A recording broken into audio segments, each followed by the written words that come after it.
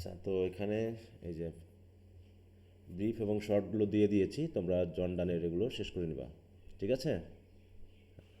জি sir. আচ্ছা, প্রথমে আমি একটু একটা করব যে যেহেতু কোর্স আমাদের অনেক, আমরা প্রত্যেকটা থেকে একটা করে বাদ দিয়ে আগে পুরোটা শেষ করব, ঠিক আছে? যেমন আমাদের ড্রামাতে মোটামুটি শেক্সপিয়ার বাদ দিয়ে বাকি তিনটা তো মনে কমপ্লিট হয়েছে, তাই না? জি স্যার। আচ্ছা, এরপর আমরা এখন পড়তেছি হচ্ছে ক্রিটিসিজম। ক্রিটিসিজমের প্রিফেস টু লিরিক্যাল ব্যালান্স এটা শেষ করার পর আমরা চলে যাব হচ্ছে 16 and 17 সেঞ্চুরি পোয়েট্রি, কারণ এখানে অলরেডি আমাদের তিনটা পড়া হয়ে গেছে। এরপর আমরা এডমান্ড স্পেন্সারটা পড়বো, তাহলে এটা চারটা শেষ হয়ে যাবে। আর ওর মধ্যে আমি দেখাচ্ছে যে এখানকার যে তিনজন পয়েট আছে, জন ডান, অ্যান্ড্রু মার্ভেল এবং জর্জ হারবার্ট এবং এডমান্ড স্পেন্সার, এগুলোর কোশ্চেন এগুলো আমি দিয়ে যাব ধারাবাহিকভাবে। আমি চাচ্ছি যে শেষ করে ফেলতে, ঠিক আছে? কারণ একটা করে যদি বাদ দিয়ে যায় তাতে কোনো প্রবলেম হবে না, কারণ ওটা যখন আমরা শেষ চক্রে আসবো তখন ওই একটা করে শেষ করতে করতে আসবো। কারণ প্রত্যেকটা থেকে আগে আমরা মোটামুটি একটা বাদ দিয়ে যেগুলো থাকবে সবগুলো কমপ্লিট করব।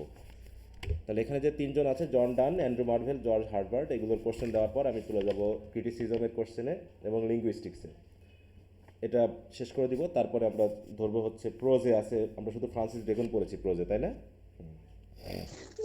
জি স্যার। হ্যাঁ। তিনটা কোর্স আছে এখনও, তিনটা পেপার আছে, যেমন হচ্ছে প্রোজ, এদিকে হচ্ছে পোয়েট্রি অ্যান্ড ড্রামা, আর ভিক্টোরিয়ান পোয়েট্রি। ভিক্টোরিয়ান পোয়েট্রির কয়টা হয়েছে?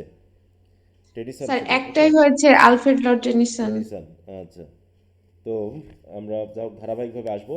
এরপর তাহলে ক্রিটিসিজমের শেষে আমরা এই পোয়েট্রিতে আসবো। পোয়েট্রির এডমান্ড স্পেন্সারটা শেষ করলে এটা হয়ে যাবে। তারপর প্রোজে আসবো। প্রোজে তো তিনটা আছে, এর ভিতর থেকে দুটো আমরা শেষ করবো, এভাবে করে ধারাবাহিকভাবে এখন আমরা শেষ করতে করতে যাবো, কারণ আমাদের অলরেডি 6 মান্থ হয়ে গেছে নাকি। এবং মোটামুটি অনেকখানি আমরা পড়ে ফেলেছি বলা যায়, প্রায় 50%-এর উপরে আমরা চলে গেছি। কারণ লিঙ্গুইস্টিক্সের মোটামুটি আমরা তো 50% পড়েছি, পড়ি নাই? আমরা কি মরফোলজিতে ঢুকছি? জি স্যার। জি স্যার, হ্যাঁ, আমাদের তাহলে তাহলে মরফোলজি শেষ মরফোলজিতে হয়েছে। ঢুকছি মানে আমাদের আছে আর দুইটা, সাইকোলিঙ্গুইস্টিক্স এবং সোশিও লিঙ্গুইস্টিক্স, এখানে কয়েকটা ভাগ রয়েছে। এদিকে ক্রিটিসিজমে আমাদের মোটামুটি লিরিক্যাল ব্যালেন্স চলছে, মানে চারটা হয়ে যাবে আমাদের। এদিকে নভেলের গুলো তো শেষ হয়েছে। তারপরে ড্রামা হলো, পোয়েট্রির এটাও শেষ হয়ে যাবে, বাকি তিনটা থাকবে, তিনটা থেকে একটা করে হয়েছে। আশা করি বাকি আর যে 4 মাস 5 মাসের মধ্যে আমরা এগুলো কমপ্লিট করে ফেলবো। আর কোশ্চেন আনসারগুলো তো আমি দিয়ে যাচ্ছি, যেগুলো আমি দিয়ে যাচ্ছি সেগুলো একবারে কমপ্লিট করবা, যাতে পরে আবার চাপ না পড়ে। হ্যাঁ, এইটা হচ্ছে ব্যাপার। ওকে, তাহলে সামারি অফ এই টম জনস, এটা কি আমরা শেষ করেছি না কি অবস্থা বলো? জি স্যার। জি স্যার। হ্যাঁ, এটা আশা করি সবাই শেষ করেছো। তো এখানে আরেকটা পড়া আমি একটু দিব, যেটা তোমরা নিজেরা পড়ে নিতে পারবা। হুম। বা আমি তো পড়াবই করে। আহ, সেটা উম,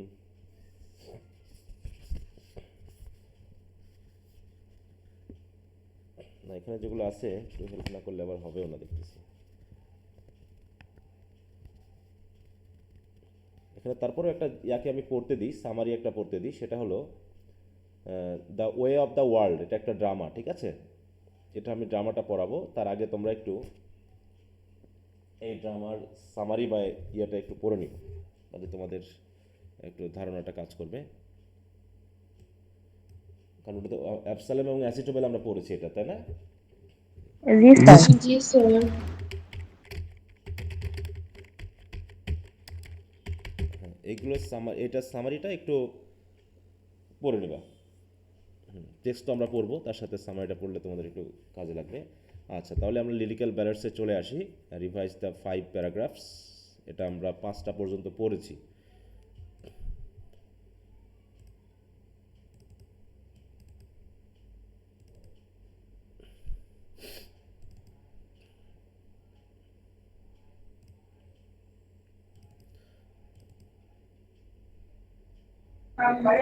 স্যার, হ্যাঁ, বলো। স্যার আপনি যেগুলো বাদ দিবেন বলছেন সেগুলোর কোশ্চেন অ্যান্সার কি আপনি তৈরি করবেন না? আমি সব দিয়ে দেবো আপনাদের, সব। বাদ দেওয়া মানে আচ্ছা। এক চক্রে বাদ, বুঝো না?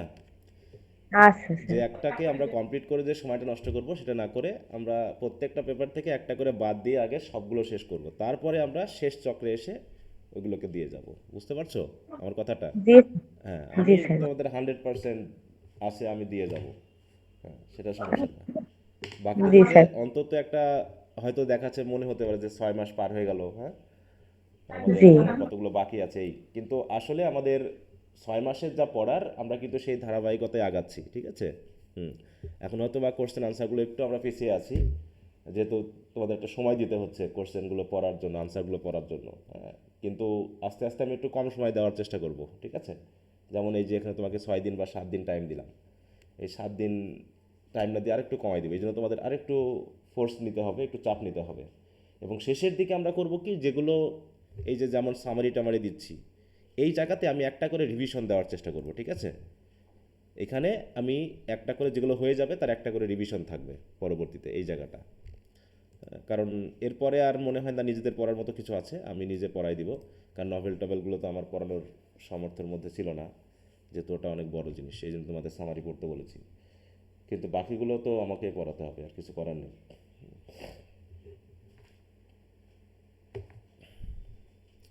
আচ্ছা, তো ঠিক আছে। আমরা তাহলে এটা পড়ি। আচ্ছা, তাহলে আমরা কতদূর পড়েছিলাম? 5 পর্যন্ত শেষ করেছিলাম, তাই না এটার?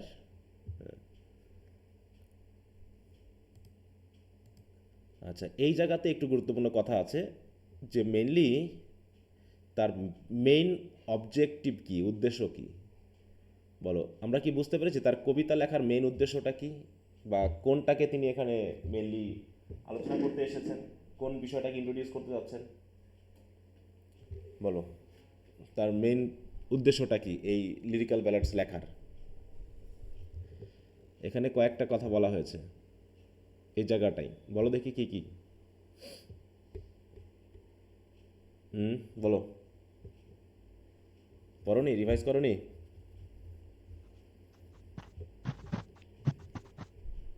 স্যার তিনি হচ্ছে কমন লাইফকে তুলে ধরতে চাইছেন আর কি লিরিক্যাল ব্যালাডের মধ্যে দিয়ে। হ্যাঁ, তিনি তিনটা কথা কিন্তু এখানে ভুল ভুল হয়ে মানে বলা হয়েছে, ঠিক আছে? তিনটা কথা কিন্তু এখানে বলা হয়েছে। একটা হচ্ছে তিনি কমন লাইফের কমন ইনসিডেন্ট বা সিচুয়েশনগুলো তুলে ধরবেন। কোন ল্যাঙ্গুয়েজে তুলে ধরবেন তিনি? বলো, ল্যাঙ্গুয়েজটা কেমন হবে? স্যার একদম প্রান্তিক ল্যাঙ্গুয়েজে, হ্যাঁ, মানে এখানে মানে কমন যেটা ল্যাঙ্গুয়েজের কথা বলেছে, তো in selection language really used by men, যেগুলো সাধারণ মানুষ ইউজ করে সেই ভাষা আমি ব্যবহার করে মাধ্যমে এগুলোকে তুলে ধরবো। তাহলে তিনি কি শুধু কমন ল্যাঙ্গুয়েজ, কমন মানে কমন ইনসিডেন্ট, কমন ল্যাঙ্গুয়েজ দিয়ে তুলে ধরবেন, না আরও উদ্দেশ্য আছে কিছু একটা? ওটাকে কিভাবে তিনি স্যার ওখানে অ্যাট্রাকটিভ করবেন? কালার অফ ইমাজিনেশন দিয়ে ওটাকে অ্যাট্রাকটিভ করে হ্যাঁ, তুলবেন। এই তিনটা কথা তো কী হবে, এই তিনটা কথাকে তিনি মেইনলি বর্ণনা করবেন। দেখো এখানে তিনি ওটাকে অর্ডিনারি জিনিসকে আনইউজুয়াল করার জন্য, মানে এক্সট্রাঅর্ডিনারি করে তুলে ধরার জন্য তিনি তার ইমাজিনেশন দিয়ে কিছু কালারিং দেওয়ার চাই। কালারিং মানে কি, এখানে আসলে রং মিশাবেন তিনি, লাল নীল ইত্যাদি ইত্যাদি, নাকি তিনি ওগুলোকে সিমিলি, মেটাফোর বা এই জাতীয় লিটারেরি যে সকল ডিভাইসগুলো আছে সেগুলোর মাধ্যম দিয়ে উপস্থাপন করবেন, তাই না? এটাই তো বলা হয়েছে নাকি? জি স্যার। হ্যাঁ, এই তিনটা জিনিস এখানে কিন্তু তিনি উল্লেখ করেছেন, যে আমার অবজেক্টিভটা কি, এখানে আমি কেন এই যে লিরিক্যাল ব্যালান্সটা এইটা লিখছি। এটাকে কি তিনি আসলে কাউকে ডিফেন্স করছেন, নিজেকে ডিফেন্স করছেন, নাকি জাস্ট ইন্ট্রোডিউস করতেছেন? কোনটা কথা বলেছেন তিনি এই জায়গায়? তিনি কি নিজেকে স্যার ডিফেন্ড করছেন? ইন্ট্রোডিউস করছে। হ্যাঁ, এখানে তিনি বলেছেন যে আমি ডিফেন্স করতে যাচ্ছি না, যে আমার বিরুদ্ধে যারা কথা বলছে তাদের বিরুদ্ধে গিয়ে আমি কথা বলছি, তা না। আমি জাস্ট আমার রিডারদের কাছে ইন্ট্রোডিউস করতেছি যে আমার বর্তমানের উদ্দেশ্যটা কি। আমি অনেক আগের যেগুলো নিও ক্লাসিক্যাল এইজ বা ক্লাসিক্যাল এইজের যে পোয়েট্রিগুলো দেখছি, সেখানে একটা অন্য রকমের ভাব রয়েছে, যেখানে কমন পিপল ওখান থেকে অনেকটা দূরে। এই জন্য আমি কমন ইনসিডেন্ট, কমন পিপলের লাইফটাকে নিয়ে আসার চেষ্টা করছি আমার কবিতার মাধ্যম দিয়ে। এইটা আমি আপনাদেরকে জানাচ্ছি যে কেন, আমার উদ্দেশ্যটা কি, আমি কেন এই কাজটা করতেছি। এই জায়গাটাকে তিনি বলেছেন। তোমরা একটু পড়ো, তোমরা মনে হয় পড়তেছো না অনেকে। এখন না পড়লে আর আমি কি বলবো বলো, তোমরা তো অলরেডি দুইবার পরীক্ষা দিয়ে ফেলেছো। ফার্স্ট ইয়ারে পরীক্ষা হয়েছে, সেকেন্ড ইয়ারে পরীক্ষা হয়েছে, কে কেমন কী করেছো সেই আত্মবিশ্বাসে নিশ্চয়ই তোমরা এখন আগাচ্ছ। কেউ যদি কম পড়ে ভালো রেজাল্ট করো তাহলে আর বেশি পড়বা কেন?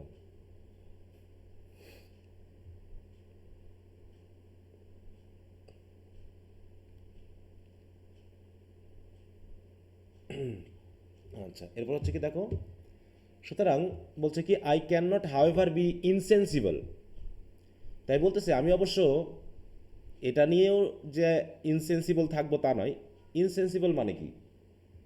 What is the meaning of sensible আর insensible? To the present outcry against the triviality and meanness, যে আমার লেখালেখির মধ্যে যদি কোনো নিম্নমানের কিছু থাকে, সেগুলোর বিরুদ্ধে যারা আউটক্রাই করছে, চিৎকার করছে, হ্যাঁ, যারা আমার বিরুদ্ধে কথা বলছে, তাদের কথার প্রেক্ষিতে আমি যে ইনসেন্সিবল থাকবো বা হচ্ছে মানে পুরো আড়ষ্ট হয়ে থাকবো বা তাদের কথায় কর্ণপাত করবো না, এমনটা না, বরং আমি সেগুলো মাথায় রেখেছি। হ্যাঁ, অনেকের কাছে মনে হতে পারে যে আমার থটগুলো, আমি যেহেতু কমন ইনসিডেন্ট নিচ্ছি, কমন ল্যাঙ্গুয়েজ ইউজ করছি, এগুলোকে অনেকের কাছে ট্রিভিয়াল এবং মিন মনে হতে পারে। হ্যাঁ, কারণ বলছে দেখো, which some of my contemporaries have occasionally introduce into their metrical composition. অবশ্য যারা আমার সাথে লিখতেছে, আমার যারা কন্টেম্পোরারি আছে, তারা হয়তো অলরেডি এই কমন ইনসিডেন্ট বা কমন ল্যাঙ্গুয়েজ অলরেডি তারা ব্যবহার করছে তাদের লেখালেখির মধ্যে, হ্যাঁ, তাদের মেট্রিক্যাল কম্পোজিশনের মধ্যে। তাই অনেকের কাছে এটা মনে হতে পারে যে খুবই নিম্নমানের লেখা, নিম্ন চিন্তা ভাবনাগুলোকে নিয়ে আসা হয়েছে।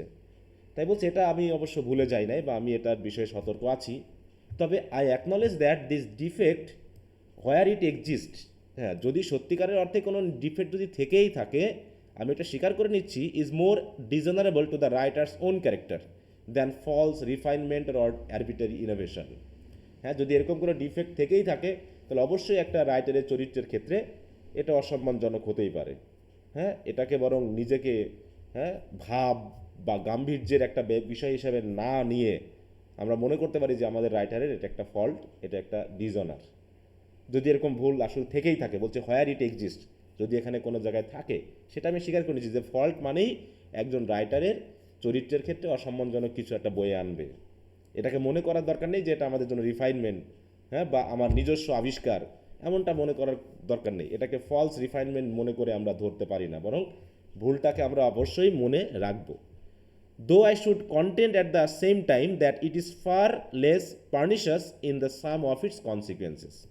কিন্তু আসলে যদি আমাদের ভুল থেকেই থাকে, এই ভুল আমাদের ক্ষেত্রে যে কনসিকুয়েন্স বা ফলাফল বয়ে আনবে, সেটা আসলে অতটা ক্ষতিকর নয়। হ্যাঁ, ভুল হতেই পারে, তাই না? হ্যাঁ, যদি আমরা কোনো ভুল করে থাকি, তাহলে সে ভুলটা আমাদের চরিত্রের ক্ষেত্রে ডিজনারেবল হবে।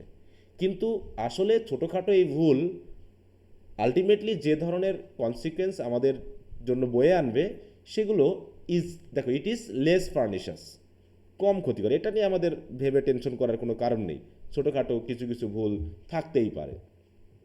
From such versus the poems in these volumes will be found distinguished at least by one mark of difference. অতএব এই যে ভলিউমে আমি কবিতাগুলো প্রকাশ করেছি, এই কবিতাগুলোর যে ভার্সগুলো আছে, তাই তো বলছে ফ্রম সাচ ভার্সেস, এই ভার্সগুলো থেকে বা এই পয়েমগুলো থেকে অবশ্যই আমরা এমন কিছু পাবো, বলছে কি যে will be found distinguished at least by one mark of difference, কমপক্ষে একটা বিষয় হলেও আমরা অন্যান্য কবিতাগুলো থেকে কিছু না কিছু ডিফারেন্স আমরা পাবো। That each of them has a worthy purpose. অন্তত ডিফারেন্সটা হলো এটা যে আমার প্রত্যেকটা কবিতার নিশ্চয়ই কোনো সেরকম দামি বা একটা উচ্চ মূল্য আছে বা উদ্দেশ্য আছে। অর্থাৎ উদ্দেশ্য ছাড়া আমরা কোনো কবিতা লিখি নাই। আর যেহেতু উদ্দেশ্য আছেই, সেই হিসাবে ছোটোখাটো যদি কোনো ভুল হয়ে থাকে বা আমরা যদি কমন ল্যাঙ্গুয়েজ, কমন ইনসিডেন্ট নিয়ে লিখি, তাতে মনে হয় না এগুলো বড় ধরনের ভুল হবে। কারণ আমার ভাষাগত ব্যাপারটা যাই হোক, আমার ইনসিডেন্ট বা সিচুয়েশন যাই হোক না কেন, প্রত্যেকটা কবিতার মধ্যে একটা পারপাস আছে। এইটা হচ্ছে একটা ডিফারেন্স, যে উদ্দেশ্যগুলো আমাদের কবিতাকে অটোমেটিক তাদের লোনেস থেকে হাইনেসে উঠিয়ে আনবে। Not that I always begin to right with a distinct purpose formally concept. এমন না যে আমি প্রথমে একটা পারপাস ঠিক করে নিই, তারপরে আমি লেখা শুরু করি, এমনটা না। হ্যাঁ, তাই বুঝে দেখো, not that I always begin to right with a distinct purpose formally concept, যে আমি ফর্মালি আগে বুঝে নিয়েছি যে আমি এই উদ্দেশ্যে লিখবো, তারপরে কবিতাটা লেখা শুরু করব। আসলে এমনটা নয়। But habits of meditation have, I trust, so prompted and regulated my feeling. বরং আমি যখন কবিতা লেখা শুরু করে দিই, এই লিখতে গিয়ে যে মেডিটেশন বা ধ্যান বা কল্পনার জগতে আমি বিচরণ করি, তখন অটোমেটিক সেগুলো আমার ফিলিংকে রেগুলেট করে, প্রম্পট করে, উত্তেজিত করে কোনো একটা বিষয়কে নিয়ে লিখতে। এমন না যে আমি আগে প্রথমে আমার লক্ষ্য ঠিক করে নিই, তারপরে আমি লেখা শুরু করি, তা না, বরং আমি যখন লেখা শুরু করি তখন আমি যে মেডিটেটিভ অবস্থানে থাকি সেগুলোই আমার ফিলিংকে রেগুলেট করে একটা নির্দিষ্ট মানে কি বলবো লক্ষ্যের দিকে নিয়ে যায়। তারপরে দেখো যে habits of meditation have so prompted and regulated my feeling that my descriptions of such objects as strongly excited those feelings will be found to carry along with them a purpose. মানে আমি যা কিছু describe করবো আমার এই meditative অবস্থায়, তা automatic আমার ফিলিংগুলোকে একটা নির্দিষ্ট পারপাসের দিকে নিয়ে যাবে। ব্যাপারগুলো এরকম। হ্যাঁ, অতএব আমার ইমাজিনেশনই হচ্ছে এখানে সবচেয়ে বড় মানে কি বলবো হাতিয়ার বা ইনস্ট্রুমেন্ট, যেটা আমাকে আমার এই ছন্দ, কবিতা, ভার্স লিখতে আমাকে সাহায্য করে। ইফ দিস অপিনিয়ন বি এরোনাস, এই যে আমি যে অপিনিয়নগুলো দিলাম, আমি যে কথাগুলো বললাম, এগুলো যদি ভুল হয়ে থাকে, I can have little right to the name of a point, তাহলে আমি অন্তত আমার নিজের মতো করে আমি একটা পয়েন্টের নাম দিয়ে ফেলতে পারি। যে অন্যের কাছে আমার এই চিন্তাভাবনাগুলো ভুল মনে হতে পারে, তাহলে তাদের ব্যাপারটা তাদের, আমি আমার মতো করে কবিতা লিখছি, অতএব কবিতার নিজস্ব একটা সংজ্ঞা আমি দিতেই পারি, কবিতার নিজস্ব একটা কবিদের নিজস্ব একটা নাম আমি দিতেই পারি। ঠিক আছে, অতএব আমি আমার মতো করে ভাবছি, আমি আমার মতো করে নাম ব্যবহার করব। অতএব সংজ্ঞাটা হলো কি, যে for all good poetry is the spontaneous overflow of powerful feeling. অতএব আমার কথা হলো গুড পোয়েট্রি মানেই টেকনিক্যাল কোনো ব্যাপার না, হাতি তাই তো, বা হাতুড়ি বা কাঁচি ছুরি দিয়ে মেপে ঝুঁকে একটা কবিতা লিখবো, ব্যাপারটা এরকম না। কবিতা হবে হচ্ছে আমার যে পাওয়ারফুল ফিলিং বা ইমাজিনেশন, সেটার স্বতঃস্ফূর্ত ওভারফ্লোই হচ্ছে আমার কবিতা। আমি লেখা শুরু করব, আমার চিন্তাভাবনার ভিতর দিয়ে যা লেখা আসবে সেটাই আমার কবিতা। আমাকে এত ভেবে চিনতে ঘুরিয়ে ফিরিয়ে মিটার মেপে পয়েম লিখতে হবে, এটা আমার পক্ষে সম্ভব না, আর এটাকে আমি কবিতা মনেও করতেছি না। কবিতা মানেই হবে ইমাজিনেশনের একটা ওভারফ্লো, এবং সেটা হবে স্পন্টেনাস, উইদাউট অ্যানি ব্যারিয়ার। হ্যাঁ, আমি আমার চিন্তাভাবনা দিয়ে যা কিছু লিখবো তাই কবিতা হয়ে বার হবে।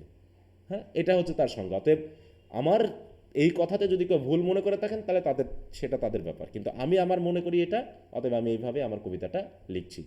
অ্যান্ড দো দিস বি ট্রু, আর যদিও এটা যদি সত্যি হয়ে থাকে, poems to which any value can be attached were never produced on any variety of subjects but by a man who, being possessed of more than usual organic sensibility, had also thought long and deeply. অতএব কবিতা, অতএব poems to which any value can be attached, অতএব সেই ধরনের কবিতাগুলো যাকে অন্তত কিছু value দেওয়া যায়, সেগুলো আসলে প্রডিউসড হয়েছে কোনো রকম ভ্যারাইটি অফ সাবজেক্ট নিয়ে না। তাই বলছে দেখো ক্যান বি অ্যাটাচ, তাই বলছে poems were never produced on any variety of subjects, যে তারা চিন্তাভাবনা করে পারপাস নিয়ে বড় বড় কবিতা লিখেছে, বলছে এরকমভাবে কখনো কবিতা লেখা হয় বলে আমার কাছে মনে হয় না। বরং কবিতা লেখা হয় তার দ্বারা, বলছে by a man who being possessed of more than usual organic sensibility, আমাদের যে সেন্সিবিলিটি রয়েছে কমন পিপলদের, তার থেকেও মানে কি বলে আনইউজুয়াল কিছু সেন্সিবিলিটি সেই ধরনের মানুষের থাকে, যে মানুষেরা কি করেছে তাদের এই সেন্সিবিলিটি দিয়ে, তাদের এই সেন্স দিয়ে তারা কি করেছে, গভীরভাবে চিন্তা করেছে, ভেবেছে, এবং তারপরেই অটোমেটিক একটা তাদের ওই ফিলিংগুলোকে ওভারফ্লো হওয়ার মাধ্যমে একটা পয়েম রচিত হয়েছে। অতএব পয়েম লিখতে হলে আমি আগে সাবজেক্ট ঠিক করে নিব, তারপরে আমি কবিতা লিখব, এরকম করে কবিতা হয় না, এরকম করে পয়েম হয় না। পয়েম হতে হবে কি, আমার গভীর চিন্তার মগ্ন হলেই অটোমেটিক একটা পয়েম তৈরি হয়ে যাবে, কারণ আমি পয়েম মানেই আমার হচ্ছে ফিলিংগুলো, যে ফিলিংগুলোকে আমি দমিয়ে রাখতে পারবো না, কারণ they are very powerful and they flow automatically from imagination. সুতরাং রোমান্টিক পিরিয়ডের প্রধান বৈশিষ্ট্যটা কি বলো, প্রধান ফিচারটা কি? Love of nature. না, সেটা তো আছেই, কিন্তু তারপরে সবচেয়ে বড় ব্যাপারটা যেটা হচ্ছে কি, ইমাজিনেশন।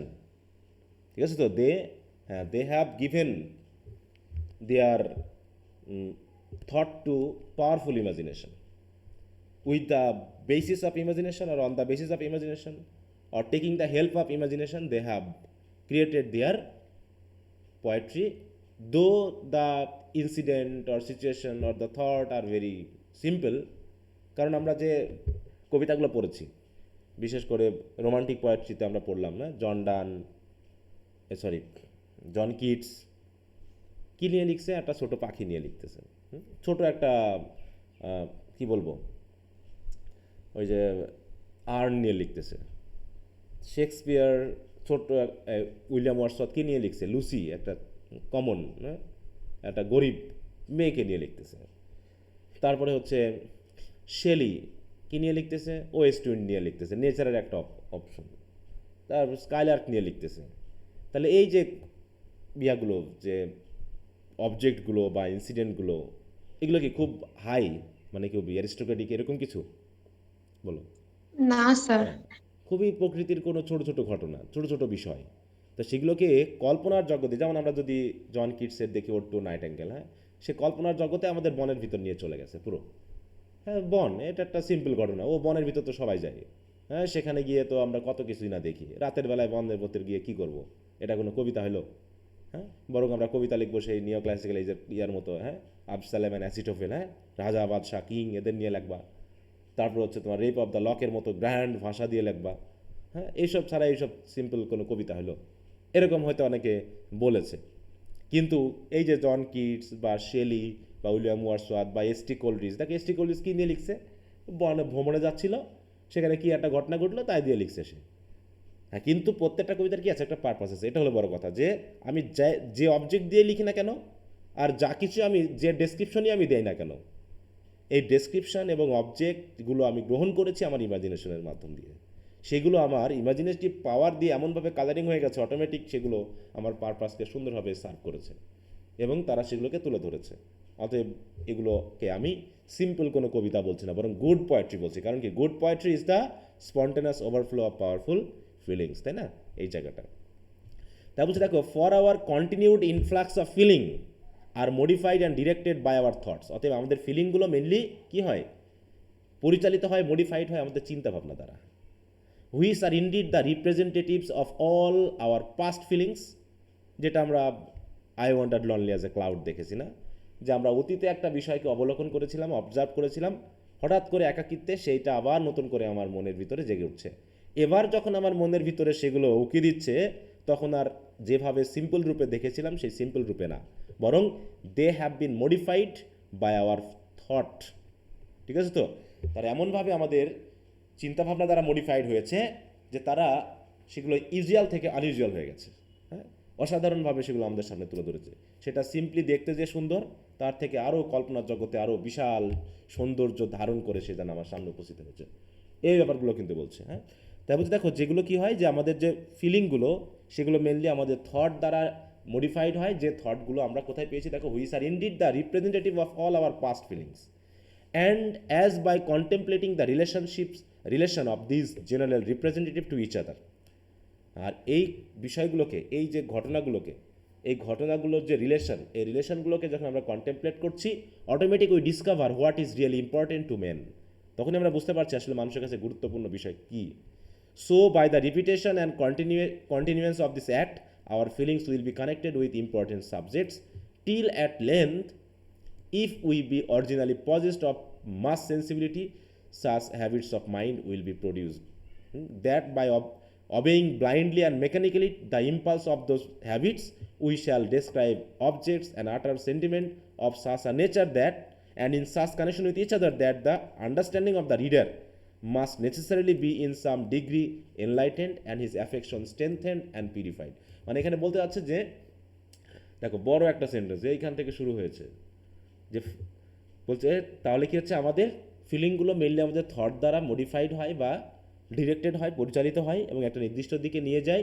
এবং যখন আমরা আমাদের এই যে বিভিন্ন ধরনের রিপ্রেজেন্টেটিভ বলছি না, দেখো, representative of our past feelings, তাহলে আমাদের পাস্ট ফিলিংগুলো যেগুলোর মাধ্যমে রিপ্রেজেন্টেড হচ্ছে, সেইগুলোর মধ্যে একটা রিলেশনশিপ আমরা প্রথমে দেখাচ্ছি, তাই না, কন্টেমপ্লেট করছি।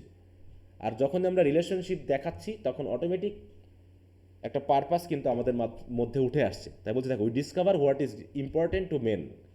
সুতরাং এইভাবে আমরা করছি কি, এই একই কার্যক্রম রিপিট করার মাধ্যমে আবার ফিলিংগুলোকে কী করছি, আমরা ওই অবজেক্টের সাথে কানেক্ট করছি।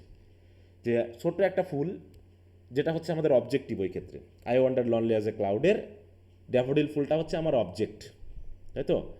সেই অবজেক্টটার মাধ্যমে আমি আমার ফিলিংটাকে তুলে ধরেছি। ঠিক আছে তো?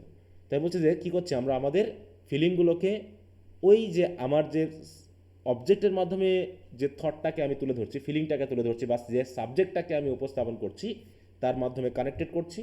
কানেক্ট করার মাধ্যমে আমাদের যে হ্যাবিট রয়েছে, মানে ইমাজিনেটিভ যে হ্যাবিট, সেন্সিবল যে হ্যাবিটগুলো রয়েছে, তার মাধ্যম দিয়ে অটোমেটিক কী হচ্ছি, দেখো উই বি অরিজিনালি পজেসড, আমরা পজেসড হয়ে যাচ্ছি, চিন্তাশীল হয়ে উঠছি, মেডিটেটিভ হয়ে উঠছি। এবং মেডিটেটিভ হয়ে উঠছে যখন, তখন আমি আর বাইরের আর কোনো টেকনিক্যাল বিষয় ভাবছি না, বরং আমি ব্লাইন্ডলি অ্যান্ড মেকানিকলি আমি আমার ওই হ্যাবিটের ইম্পালসগুলোকে ফলো করছি, অবে করছি। আমার ইমাজিনেশন আমাকে যা বলছে আমি সেইগুলোকে লিখে যাচ্ছি। আমার চিন্তাভাবনায় আমার যা আসতেছে, আমার ফিলিংগুলোকে যেভাবে পরিচালিত করতেছে আমি তাই লিখছি। দেখো, ব্লাইন্ডলি আর মেকানিকলি, তাই তো? আমি আর অন্য কিছু ভাবছি না, আমি বরং আমার হ্যাবিটকে নিয়ে ভাবছি। আমার হ্যাবিট যেভাবে অভ্যস্ত, স্পন্টেনাসলি যেভাবে কাজগুলো হয় সেভাবে আমি আমার কাজগুলো করছি। হ্যাবিটটা কেমন আসলে? আমরা প্রাত্যহিক জীবনে যে কাজগুলো করি তার কত পার্সেন্ট আমরা হ্যাবিট দিয়ে করি বলো দেখি? আমরা কি আসলে ইন্টেলিজেন্স দিয়ে কাজ করি না হ্যাবিট দিয়ে কাজ করি বলো দেখি, বলতে পারবা? হ্যাবিট দিয়ে কাজ করা হয়। হ্যাঁ, আমরা মোটামুটি বলা যায় যে 99% আমরা হ্যাবিট দিয়ে কাজ করি।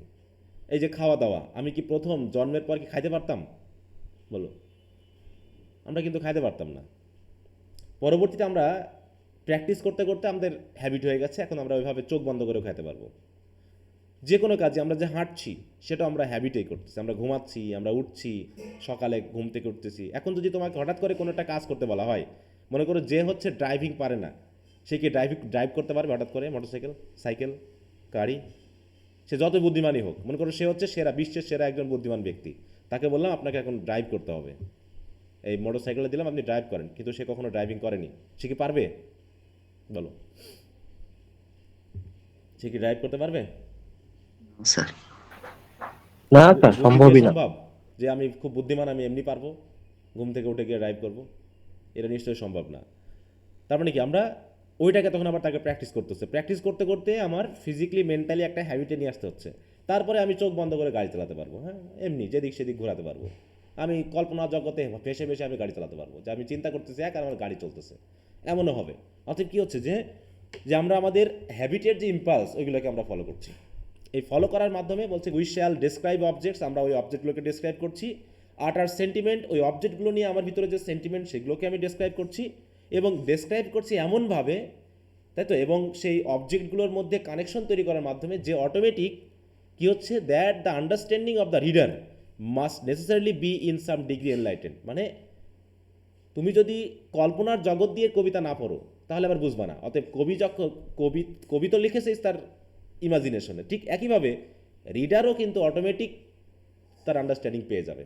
রিডারও যখন আমাদের মতো অবস্থানে চলে আসবে, সে কল্পনার জগতে গিয়ে এগুলো পড়বে, তখন দেখবা যে তার আর মিনিংয়ের অভাব হচ্ছে না, সে অটোমেটিক বুঝে যাচ্ছে এখানে কি বলা হচ্ছে। তাই বলছে যে দ্যাট, তাহলে এমনভাবে এগুলোকে বর্ণনা করা হচ্ছে, ডেসক্রাইব করা হচ্ছে, এবং এমনভাবে এদের একটার সাথে একটা কানেক্ট করা হচ্ছে যে the understanding of the reader must necessarily be in some degree enlighten. মানে আন্ডারস্ট্যান্ডিংটা অটোমেটিক এনলাইটেড হওয়া মানে কি, সে বুঝতে শুরু করেছে, এবং রিডারের যে অ্যাফেকশন সেটাও আরও স্ট্রেংথেন্ড হচ্ছে এবং পিউরিফাইড হচ্ছে। মানে রিডার একটা বিষয় সম্পর্কে আগে যা ভেবেছিল, এখন আর সেটা নিয়ে তা না ভেবে বরং আরও উন্নত চিন্তাভাবনা করতেছে। সিম্পল একটা আর্ন নিয়ে জন কিটস যা বলে গেছে, এখন ওই আর্নের দিকে তাকালে পারে কবি এখন ওরকমভাবে চিন্তা করবে। একটা স্কাইলার পাখি বা একটা নাইটেঙ্গেল পাখি, সিম্পল একটা পাখি, ওগুলো আমাদের আশেপাশে আছে। কাকও একটা সিম্পল পাখি, মাছি, তারপর হচ্ছে মশা, এগুলো সিম্পল জিনিস, কিন্তু কবিরা এগুলোকে এমনভাবে তুলে ধরছে যে তখন ওগুলোর প্রতি আমাদের অ্যাফেকশনটা অটোমেটিক মানে কী হচ্ছে, জোরালো হচ্ছে, হ্যাঁ, এবং সাধারণ জিনিসগুলো আমাদের কাছে অসাধারণ হয়ে উঠছে। তার মানে কি, এটা পুরোটাই কিসের মাধ্যমে সম্ভব হচ্ছে? ইমাজিনেশনের মাধ্যমে, কল্পনার জগতে গিয়ে মেডিটেটিভ অবস্থায় সম্ভব হচ্ছে। যখন একজন মেডিটেটিভ অবস্থায় যাচ্ছে, অটোমেটিক এগুলো ফলো করতেছে তার হ্যাবিটের মাধ্যমে, হ্যাবিচুয়ালি সেইগুলো লিখে যাচ্ছে স্পন্টেনাসলি, চিন্তাভাবনার, তাই তো, যে অত জটিল কঠিন এরকমটা ব্যাপার না। তাই বলছে it has been said that each of this poems has a purpose. অতএব মূল কথা হলো যে আমরা যেভাবেই কবিতা লিখি না কেন আর যে অবজেক্ট নিয়ে লিখি না কেন, প্রত্যেকটা কবিতার একটা পারপাস আছে। Another circumstance must be mention, আরেকটা বিষয় অবশ্যই উল্লেখ করতে হবে, which distinguishes this poems from the popular poetry of the day. তাহলে এখনকার যুগে যেগুলো পপুলার পোয়েট্রি, তার থেকে এই কবিতাগুলোকে ডিস্টিংগুইশ করছে বা আলাদা করতেছে আরেকটা জিনিস, সেটা হলো কি, it is this that the feelings there in developed give importance to the action and situation. তাহলে সিচুয়েশন এবং অ্যাকশন কতটুকু ইম্পর্টেন্ট সেটা কথা না, কথা হচ্ছে আমাদের ফিলিং অটোমেটিক এই অ্যাকশন বা সিচুয়েশনকে ইম্পর্টেন্স দিয়ে দিচ্ছে। হ্যাঁ, ছোট্ট একটা ঘটনা, ছোট্ট একটা অ্যাকশন, কিন্তু আমরা এটাকে আমাদের ফিলিং দিয়ে এমনভাবে ডেভেলপ করছি যে অটোমেটিক এই সিচুয়েশন এবং অ্যাকশন আমাদের কাছে ইম্পর্টেন্ট হয়ে উঠছে, অ্যান্ড নট দ্য অ্যাকশন আর সিচুয়েশন টু দ্য ফিলিং।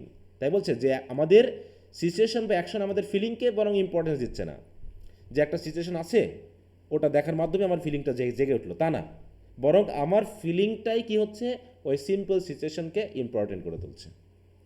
ঠিক আছে, মানে তার মানে কি, সিচুয়েশন অর্ডিনারি, কমন, কিন্তু এটা আমার ফিলিং বা ইমাজিনেশনের মাধ্যমে আরও বেশি অ্যাট্রাক্টেড হয়ে উঠছে। এই জায়গাগুলো যে আমি দাগাচ্ছি বা দাগানো আছে এগুলো একটু খেয়াল করে রেখো, ঠিক আছে? কি কথা কি বোঝা যাচ্ছে বলো? হ্যাঁ স্যার। জি স্যার। তাহলে কার সাথে কে জড়িত, কে কীভাবে কী করতেছে এগুলো একটু খেয়াল রেখো। বলছে a sense of false modesty shall not prevent me from asserting that the readers attention is pointed to this mark of distinction, far less for the sake of these popular poems than from the general importance of the subject. অতএব a sense of false modesty shall not prevent me from asserting, মানে মূল কথা হলো এখন যদি আমি একটা নিজের প্রতি একটা ভাব গাম্ভীর্য নিয়ে চলি, এটা যদি একটা ফলসও হয় মডেস্টিটা, তারপরও যে আমার ভিতরে একটা সেন্স তৈরি হয়েছে, সেই সেন্সটা আমাকে এই জিনিসটাকে অ্যাসার্ট করতে বা গুরুত্ব দিয়ে ভাবতে আমাকে প্রিভেন্ট করবে না। কোন জিনিসটা ভাবতে? That the readers attention is pointed to this mark of distinction. অতএব এই যেখানে যেটা ডিস্টিংশনের ব্যাপার বললাম, যে নিশ্চয় বর্তমান পপুলার পোয়েট্রি থেকে আমাদের পয়েমগুলো একটু আলাদা। বিশেষ করে এখানে দুইটা আমরা বিষয় পেয়েছি, একটা হচ্ছে পারপাস, আর একটা হচ্ছে আমাদের ফিলিং আমাদের সিচুয়েশনকে ডেভেলপ করে। তারপরে সিচুয়েশন ছোট, কিন্তু আমাদের ফিলিং বা ইমাজিনেশন সেটাকে কালারিং দেওয়ার মাধ্যমে অনেক উন্নত করে তুলছে। অন্তত এই দুটা ডিস্টিংশন অটোমেটিক আমাদের রিডারদের কাছে পয়েন্টেড হয়ে যাচ্ছে, মানে অটোমেটিক রিডার এটা বুঝে যাচ্ছে যে এই কবিতাগুলো সিম্পল বিষয় নিয়ে লিখলেও এগুলো কিন্তু এত সিম্পল না। এটুকু আমরা ভেবে নিতেই পারি যে আমাদের রিডারেরা অন্তত তারা বুঝে নিয়েছে যে আমাদের পয়েমের উদ্দেশ্য কী। তাহলে general importance of the subject, অর্থাৎ সাবজেক্টের জেনারেল যে ইম্পর্টেন্স, আমি একটা বিষয় নিয়ে কথা বলছি টু ড্যাফোডিল বা ড্যাফোডিল ফ্লাওয়ার, এটা এখানে ইম্পর্টেন্ট না। ইম্পর্টেন্টটা হচ্ছে আমি কীভাবে ওইটাকে তুলে ধরেছি এবং কোন পারপাসে তুলে ধরেছি, এটা এখানে ইম্পর্টেন্ট। অতএব সাবজেক্ট ইজ ইনডিড ইম্পর্টেন্ট। যে আমি কোন উদ্দেশ্য নিয়ে লিখছি, কোন বিষয় নিয়ে লিখছি, সেটা important. For the human man, মানে human mind is capable of being excited without the application of gross and violent stimulants. যে সবসময় যে মানুষকে উত্তেজিত করতে হলে ভায়োলেন্ট কিছু স্টিমুলেন্ট বা গ্রস স্টিমুলেন্টগুলো নিয়ে, স্টিমুলেন্ট মানে কি, যেগুলো আমাদের উত্তেজিত করে, তাই তো, যেগুলো আমাদের কী করে, উত্তেজিত, এক্সাইটেড করে, বলছে সবসময় যে এমনটা লাগবে তা না। গ্রস বা ভায়োলেন্ট স্টিমুলেন্ট কী জিনিস? যেমন আমি খুব রেগে গেছি, রাগের মাথায় একজনকে খুন করে ফেললাম, এইখানে আমাকে রাগালোকে, মানে আমাকে স্টিমুলেট করলো কে খুনটা করার জন্য? বলো, আমাকে উত্তেজিত করলো কে? বলো, এখানে কোন জিনিসটা খুনটা করার জন্য আমাকে উৎসাহিত করেছে? কোন ফিলিংটা বলো এখানে? স্যার রাগ। রাগ। এখন দেখো অধিকাংশ ক্ষেত্রে ফেসবুক, ইন্টারনেটে যে ভিডিওগুলো দেওয়া হয় তার অধিকাংশ ভাইরাল হয় কোন জাতীয়গুলো, কোন জাতীয় মানে বিষয়গুলো ভাইরাল হয় বেশি? গ্রস কিছু বিষয়, সেন্সুয়াল কিছু বিষয়। মাঝে মাঝেই দেখি হ্যাঁ ফেসবুকে, মানে শয়তানের যে কারিকুলাম সবসময় চলে সেটা আমরা দেখতে পাই। ফেসবুক, ইন্টারনেটে দেখি যে কত রকমের শয়তানের উপস্থিতি রয়েছে। হ্যাঁ, হঠাৎ করে এর লিঙ্ক ভাইরাল, ও লিঙ্ক ভাইরাল।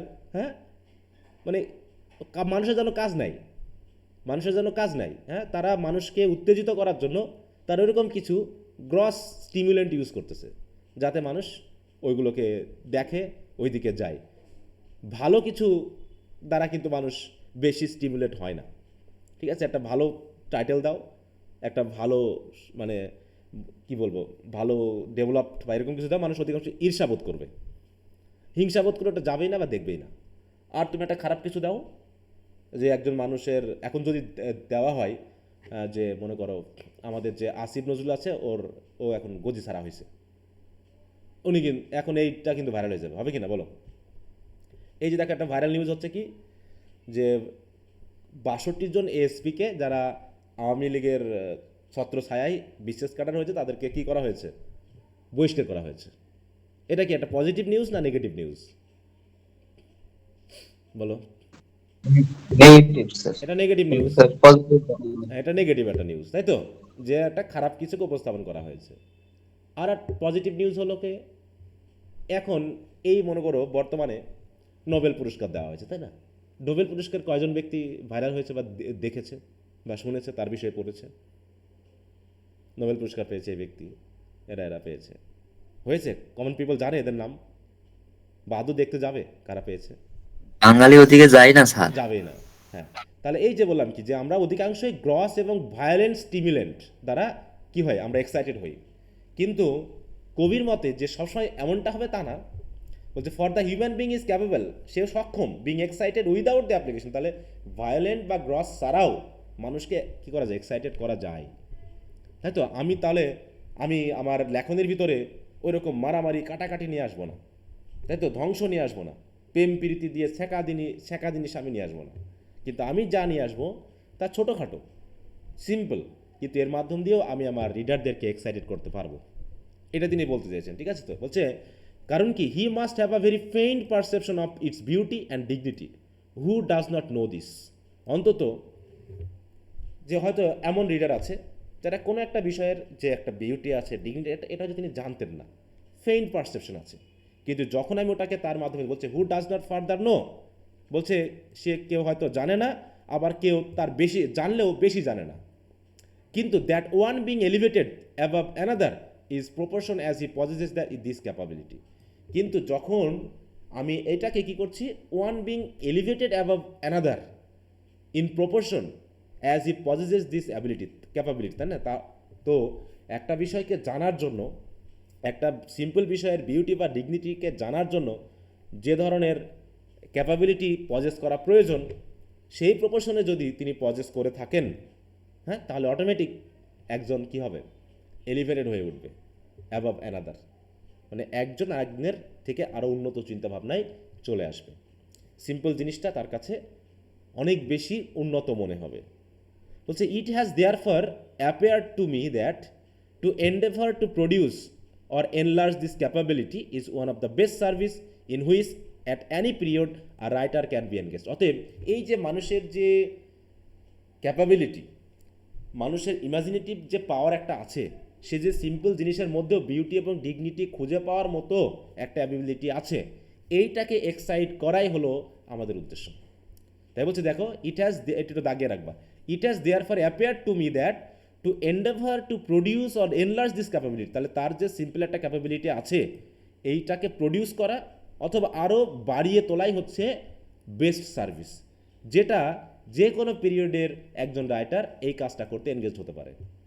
যে সিম্পল বিষয়গুলোর মধ্যে যে বিউটি আছে, সেই বিউটিগুলোকে যাতে সাধারণ জনগণ, সাধারণ রিডার বুঝতে পারে, তার জন্য কাজ করাটাই হলো আমাদের উদ্দেশ্য, যে প্রকৃতির সিম্পল জিনিসগুলোকে আমরা তুলে ধরব।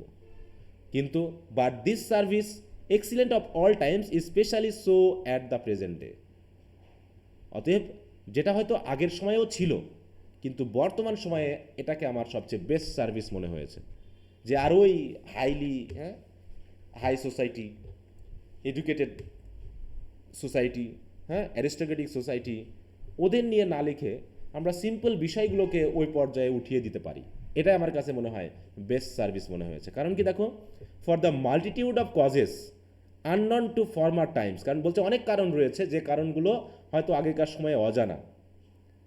তাহলে অনেক কারণ রয়েছে, অনেক কজ রয়েছে যেগুলো হয়তো আগেকার মানুষ জানতো না, কিন্তু এখন are now acting with a combined force to blunt the discriminating power of the mind. যারা এখন একসাথে কাজ করছে, are now acting with a combined force to blunt the discriminating powers of the mind. মন যে সবসময় ডিসক্রিমিনেট করে চলে, সেই ডিসক্রিমিনেটিং পাওয়ারগুলোকে ব্লান্ট করে দিচ্ছে, ভোতা করে দিচ্ছে। মানে এখন আর ডিসক্রিমিনেট করার মতো মাইন্ড মানুষের নেই। মানুষ আর সব কিছুতে ডিসক্রিমিনেট করতে চাচ্ছে না বা করেও না, বরং তারা সব কিছুকে ফোকাস করে। And unfitting it for all voluntary exertion to reduce it to the state of almost savage torpor. দেখো, তাই বলছে কি, যে unfitting it for all voluntary exertion to reduce it to the state of almost savage torpor. কারণ কি, আমরা যদি মনে করি যে এই অবস্থানটাকে, এই যে ডিসক্রিমিনেটিং পাওয়ারটাকে যদি আমরা আমাদের মতো করে ব্যবহার করতে না পারি, যদি আমরা ফিট করতে না পারি, তাহলে এটা আসলে একটা স্যাভেজারি পর্যায়ে চলে যায়, ওটাকে একদম নিম্নমানের মিননেস অবস্থানে নিয়ে চলে যায়। সুতরাং আমরা যে সবসময় ডিসক্রিমিনেট করবো এগুলোকে বাদ দিতে হবে, বাদ দিয়ে সব কিছুকে আমাদের সমান চিন্তাভাবনা দিয়ে অবলোকন করা উচিত। তাই বলছে the most effective of this causes are the great national events which are daily taking place and the increasing accumulation of man in cities where the uniformity of their occupations produce a craving for the extraordinary incident which the rapid communication of intelligence hourly gratifies. তাই বলছি দেখো যে এখন বর্তমানে আমরা দেখতে পাচ্ছি কি, the most effective of this causes are the great national events which are daily taking place.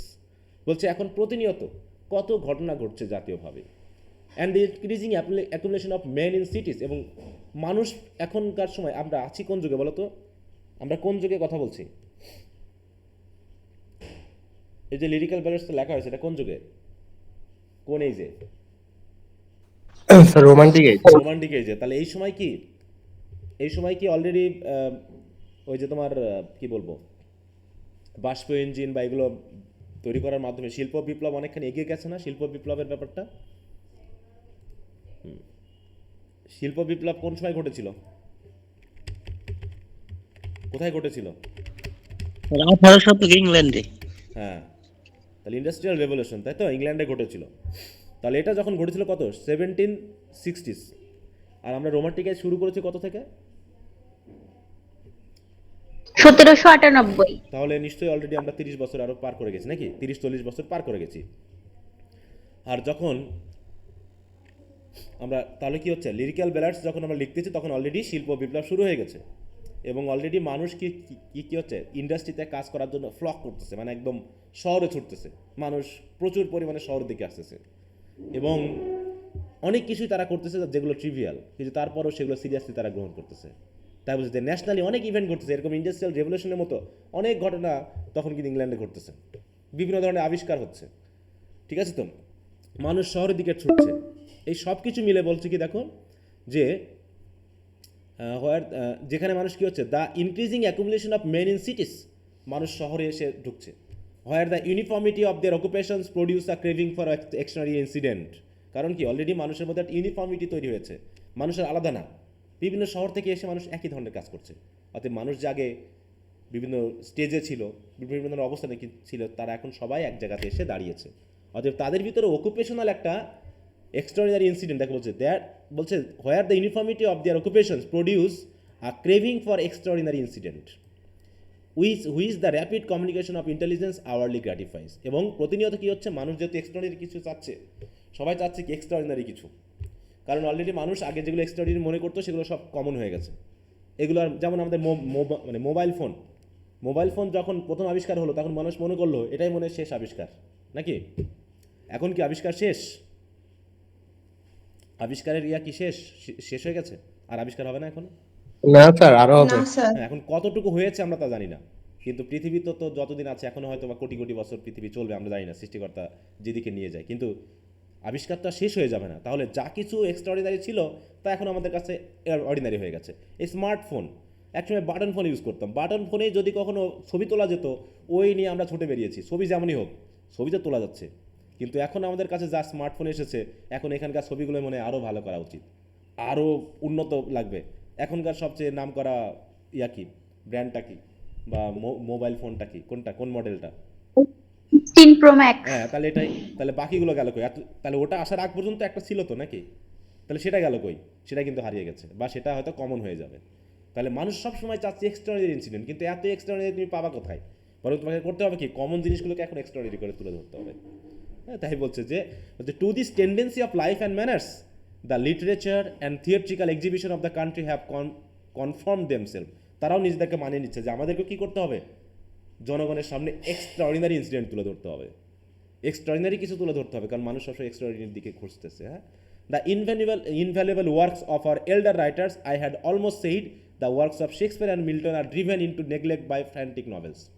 অতএব কী হচ্ছে, মানুষ এখন আর ওই শেক্সপিয়ার পড়তেছে না, মিল্টন পড়তেছে না, বরং মানুষ এখন পরিচালিত হচ্ছে কি দ্বারা, driven into neglect by frantic novels. তারা নভেল পড়ছে, যেগুলো হচ্ছে কি মোটামুটি সস্তা, যেখানে মারামারি কাটাকাটি এই সকল জিনিস রয়েছে। Sickly and stupid German tragedies, মানুষ এখন পড়তেছে খুবই মানে কি বলবো stupid tragedy. Daily use of idle and extravagant stories in verse, মানে মানুষ এখন বিনোদনের জন্য ওই সিরিয়াস কিছু পড়তেছে না, তারা আসলে ওইরকম ভার্সের মাধ্যমে হোক, ড্রামার মাধ্যমে হোক, ট্র্যাজেডির মাধ্যমে হোক, যত সব এক্সট্রাভ্যাগেন্ট জিনিসগুলো তারা পড়ছে। When I think upon this degrading thirst after outrageous stimulation, অতএব আমার মনে হচ্ছে এই যে মানুষের যে ইচ্ছাগুলোকে ডিগ্রেড হচ্ছে, নিচের দিকে যাচ্ছে, এর জন্য I am almost ashamed to have spoken of the feeble endeavour made in this volumes to counteract it. সুতরাং আমি একটু লজ্জা পাচ্ছি এই কথা বলে যে আমার এই ভলিউমে আমি এটার বিরুদ্ধেও কথা বলতে চাচ্ছি, যে আমি একটু চেষ্টা করেছি ফেবল এন্ডেভার, আমি কিছুটা চেষ্টা করেছি যে আমাদের অন্তত এই শেমফুল অবস্থান থেকে উঠে আসা উচিত, এই ডিগ্রেডিং অবস্থান থেকে উঠে আসা উচিত। তাই আমাদের কি করতে হবে, মানুষ যা চাইবে ওই যে গ্রস এবং ভায়োলেন্ট স্টিমুলেন্ট দিয়ে তাদেরকে উত্তেজিত করতে হবে তেমন না, বরং আমরা কি করতে পারি যে অ্যান্ড রিফ্লেক্টিং আমন the magnitude of the general evil, এবং আমাদের উচিত আমরা যে জেনারেল ইভিল নিয়ে রিফ্লেক্ট করছি এগুলোকে আমাদের বাদ দিতে হবে। বাদ দিয়ে কী করতে হবে, I should be oppressed with a dishonourable melancholy had I not a deep impression of certain inherent and indestructible qualities of the human mind. তাহলে মানুষের মনের ভিতরে যে ইনহেরেন্ট এবং ইনডেস্ট্রাক্টিবল কোয়ালিটি রয়েছে সেগুলো হচ্ছে কি, had I not a deep impression of certain, যেগুলো হচ্ছে ইনডেস্ট্রাক্টিবল মানে কি, যেগুলো ডিস্ট্রাকটিভ না। তাই বলতেছে আমি যদি এখন ওই মানুষের ওই ভালো কোয়ালিটিগুলোকে তুলে আনতে না পারি, তাহলে আমার কাছে মনে হয়েছে এটা একটা ডিজেনারেবল কাজ, তাই তো, ডিজেনারেবল কাজ। কারণ আমি মানুষের ইচ্ছা পূরণ করার জন্য ওইরকম কিছু গ্রস এবং ভায়োলেন্স স্টিমুলেন্ট দিয়ে মানুষকে এক্সাইটেড করব, এটা আমার কাছে মনে হয়েছে পুরো ডিগ্রেডিং একটা অবস্থা, এটা একটা রাইটারের জন্য খারাপ একটা অবস্থা। সুতরাং ওইগুলোকে বাদ দিয়ে মানুষের যে আরও ইনডেস্ট্রাক্টিবল কোয়ালিটি রয়েছে সেইগুলোকে আমাদের তুলে ধরতে হবে, যেগুলো হচ্ছে ইনহেরেন্ট, ওইগুলোকে একটু ডিপলি আমাদেরকে ভাবতে হবে এবং ওইগুলোকে টাচ করতে হবে, যাতে মানুষ ওই খারাপ কিছুকে বাদ দিয়ে ভালো কোয়ালিটি নিয়ে ভাবতে থাকে। তাই বলছে দেখো, likewise of certain powers in that great and permanent objects that act upon it which are equally inherent and indestructible. And were this not added to this impression a belief that the time is approaching when the evil will be systematically opposed by men of great powers and with far more distinguished success? তাই বলছি দেখো, যে আমরা যদি এটা নাও করি, বলছে যদি এরকম একটা জিনিস আমরা নাও করি, were they are not added to this impression of belief, তাহলে এই বিলিফটা কি আমরা অর্জন করতে পারি না যে একসময় মানুষ নিজেই সিস্টেমেটিকলি এমন একটা টাইম আসবে যখন মানুষ নিজেই এই ইভিলগুলোর অপোজ করবে, বিশেষ করে by men of great powers. হ্যাঁ, তাহলে আমরা যে ইভিল দিয়ে মানুষের বিনোদন দেওয়ার চেষ্টা করতেছি, ইভিল মাইন্ডেড বিষয়গুলো দিয়ে আমরা মানুষকে উত্তেজিত করার চেষ্টা করতেছি, এইগুলোকে মানুষ একসময় নিজেই দূরীভূত করবে। এবং বিশেষ করে যখন তারা আরও এর থেকে ভালো কিছু সাকসেসফুল বিষয় আনতে পারবে। কারণ দেখো, আমরা যখন এখন তো আমরা নভেল টভেলগুলো পড়িনি, এক একটা এইজের যদি আমরা নভেলগুলো দেখি দেখবো যে একটা ডিফারেন্স আছে, সিরিয়াসনেসের ব্যাপারে একটা ডিফারেন্স আছে। তারপর হচ্ছে তোমার যেমন শেক্সপিয়ারের সময়ে যে ড্রামাগুলো লেখা হয়েছে, দেখো তো সেই ড্রামাগুলো হচ্ছে অনেকটা ওয়ান ম্যান। হ্যাঁ, এবং বিশেষ করে ট্র্যাজেডিগুলো, এখানে কিন্তু রক্তক্ষয়ী আছে, খুন আছে, হ্যাঁ, ইভিল আছে। যেমন আমরা এখন তো ড্রামা পড়নি, ম্যাকবেথ বা এটা পড়লে বুঝতে পারতাম যে সেখানে একটা মেইন ক্যারেক্টার দেওয়া হয়েছে এবং মেইন ক্যারেক্টারের মধ্যে একটা ইভিল ক্যারেক্টারকে উপস্থাপন করা হচ্ছে, এবং মোটামুটি ইভিল ক্যারেক্টারের মাধ্যমে বিশেষ ধ্বংসযজ্ঞ আছে, এগুলো দিয়ে মানুষকে উত্তেজিত হচ্ছে দেখতেছে। ব্যাপারটা এরকম, কিন্তু তার থেকে আরও ওর ভিতরেও আছে ইভিল মাইন্ড আছে, মানে যেখানে তোমার উপন্যাস থাকবে, নাটকীয়তা থাকবে, সেখানে খারাপ ভালোর উপস্থিতি থাকবে। কিন্তু কিছু জায়গা আছে যেখানে একদম সেন্সুয়াল বিষয় নিয়ে আলোচনা করা হচ্ছে, হ্যাঁ, যেখানে গ্রস বিষয়গুলোকে দেখিয়ে জনগণকে স্টিমুলেট করা হচ্ছে, এক্সাইটেড করা হচ্ছে, যে বিষয়গুলো ভালো লাগছে না এই ওয়ার্ডসওয়ার্থের কাছে বা রোমান্টিক পয়েটদের কাছে, যেগুলোকে তারা কি করছে, যে ওই জন্য তারা ভায়োলেন্ট কিছু বাদ দিয়ে, গ্রস কিছুকে বাদ দিয়ে প্রকৃতির সাধারণ ইনসিডেন্টগুলোকে নিয়ে তারা মানুষের ওই ভালো কোয়ালিটিগুলোকে কীভাবে এক্সাইট করা যায়, যেগুলো ইনহেরেন্ট হয়ে আছে, হিডেন হয়ে আছে, সেগুলোকে কীভাবে তুলে ধরা যায়, সেই কাজগুলো করছে তারা। এই বিষয়টা মিললে এখানে তিনি বলেছেন। তার মানে তার উদ্দেশ্যটা কী সেটা কিন্তু তিনি বলতে চাচ্ছেন, যে আমি আমার যে কবিতা লিখছি, যে কবিতাগুলো লেখার মাধ্যমে আমি আমার কী উদ্দেশ্যটা সার্ভ করতে যাচ্ছি, সেগুলো তিনি ইন্ট্রোডিউস করছেন এইভাবে। সুতরাং বলছে কি having dwelt Das long on the subject and aim of this points, অতএব এতক্ষণ আমি আমার কবিতার সাবজেক্ট এবং এইম নিয়ে কথা বললাম। এখন আমি I shall request the reader's permission to apprise him of a few circumstances relating to their style in order among other reasons that in order that he may not censure me for not having performed what I never attempted. অতএব এবার আমি রিডারদের কাছ থেকে একটু permission চাচ্ছি যে কিছু বিষয়, কিছু স্টাইলের বিষয় আমি তাদেরকে জানাবো, অ্যাপ্রেজ করব, যেগুলো হয়তোবা মনে হতে পারে যে আমার করা উচিত ছিল কিন্তু আমি করি নাই, আর আমি করি নাই বলে তারা যাতে আমাকে সেন্সার না করে, সমালোচনা না করে, যে আমি জানতাম এগুলো আমার করা উচিত কিন্তু আমি এগুলো করি নাই, কিন্তু আমি ভিন্ন কিছু করেছি, এর জন্য যেন আমার রিডারেরা আমাকে আবার অপছন্দ না করে, সমালোচনা না করে, এই জন্য আমি একটু তাদেরকে জানাতে চাচ্ছি যে আমি কেন এগুলো করি নাই। যে বলছে হোয়াট আই নেভার অ্যাটেম্পটেড, হ্যাঁ বলছে he may not censure me for not having performed what I never attempted, মানে আমি যা করি নাই তা কেন করি নাই, হ্যাঁ এটার জন্য তারা যেন আমাকে সমালোচনা না করে। কেমন বিষয়টা দেখো, বলছে the reader will find that personifications of abstract ideas rarely occur in this volumes, যে অনেক ড্রামা রয়েছে, অনেক পয়েম রয়েছে যেখানে অ্যাবস্ট্রাক্ট আইডিয়াকে পার্সনিফাই করা হয়েছে, কিন্তু আমার কবিতাতে আমি কোনো অ্যাবস্ট্রাক্ট বিষয়কে নিয়ে আসি নাই, and are utterly rejected as an ordinary device to elevate the style and raise it above prose. এবং আমি কি করেছি, পুরো আটারলি রিজেক্ট করেছি। কারণ কি, কারণ এগুলোকে আমার মনে হয়েছে কি অ্যাজ অ্যান অর্ডিনারি ডিভাইস, কারণ এই যে ডিভাইসগুলো অনেকে ইউজ করে অ্যাবস্ট্রাক্ট আইডিয়াগুলোকে পার্সনিফাই করার মাধ্যমে, ঠিক আছে, তারা যে তাদের স্টাইলগুলোকে এলিভেট করা বা তাদের প্রোজের উপরে তোলার চেষ্টা করে, এই ক্ষেত্রে এই ধরনের স্টাইলগুলোকে বা এই ধরনের কার্যক্রমগুলোকে আমার অর্ডিনারি মনে হয়েছে, এগুলো দিয়ে সম্ভব না।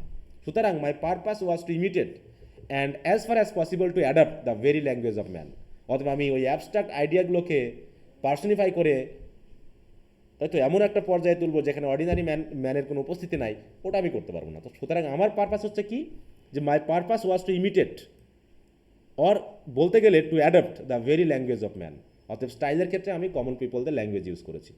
তাহলে এর আগে দেখালাম কমন ইনসিডেন্টগুলোকে আমি তুলে ধরেছি, এখন আমি দেখাচ্ছি আমি স্টাইলের দিক থেকে ওরম গ্র্যান্ড স্টাইল, বম্বাস্টিং ওয়ার্ড এগুলো ইউজ না করে আমি চেষ্টা করেছি মানুষের ল্যাঙ্গুয়েজকে ব্যবহার করতে। And assuredly such personification do not make any natural and regular part of that language. অতএব এই যে অ্যাবস্ট্রাক্ট আইডিয়াগুলোকে পার্সনিফাই করা লাগে বা করতে হয়, এগুলো আসলে এই ন্যাচারাল ল্যাঙ্গুয়েজের পার্ট হিসাবে কাজ করে না, অতএব এগুলোকে আমি বাদ দিয়ে গেছি। কারণ এগুলো হয় না, এগুলো কখনো ঘটে না, এগুলো কল্পনাতেই সম্ভব, কিন্তু বাস্তবিকে এরকম অ্যাবস্ট্রাক্ট আইডিয়া কিন্তু কখনো কথা বলে না। যেমন আমরা এসবের গল্প পড়েছি, তাই না? এসবের গল্প পড়েছি, কচ্ছপ, খরগোশ, বাঘ, শিয়াল ইত্যাদি সবাই কথা বলতেছে, এটা কি কখনো ঘটে? এটা কি কথা বলে? বলো।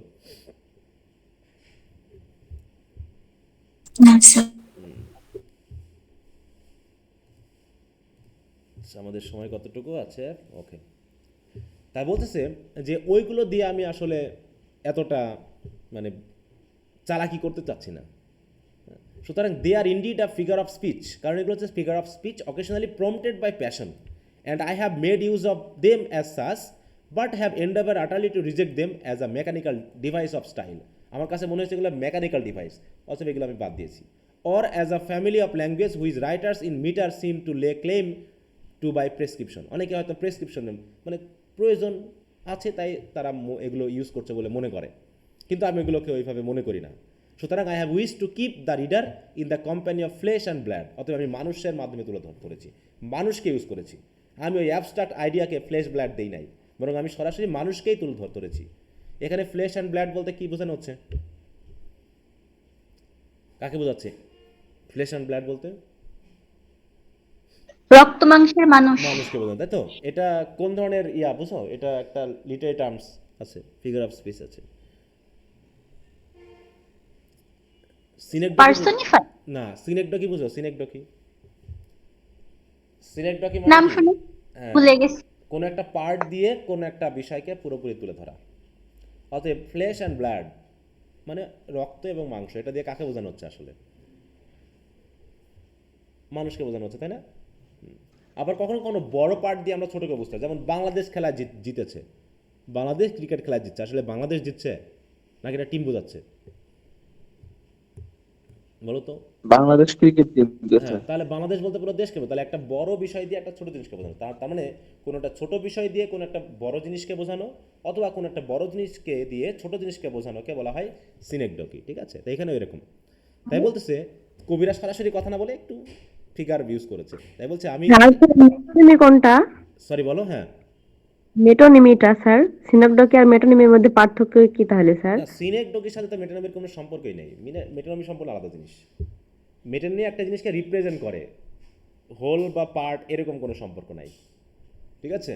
মেটানমি তো আমরা পেয়েছি কি, ওই যে তোমার আমরা ইউলিসিস পড়েছিলাম না, ইউলিসিস? স্যার ওই পেন সোর্ড দ্বারা ওই যে রাইটারকে পেন দ্বারা প্রকাশ করা হয়, তারপর যুদ্ধক্ষেত্রকে সোর্ড দ্বারা প্রকাশ করা হয়, এগুলো না হ্যাঁ স্যার হ্যাঁ, মেটোনিমি? হুম হুম হুম হুম, ওইগুলো, ওটা একটা মানে একটা সিম্বল হিসাবে কাজ করে বা একটা বিষয়কে বোঝায়, ঠিক আছে?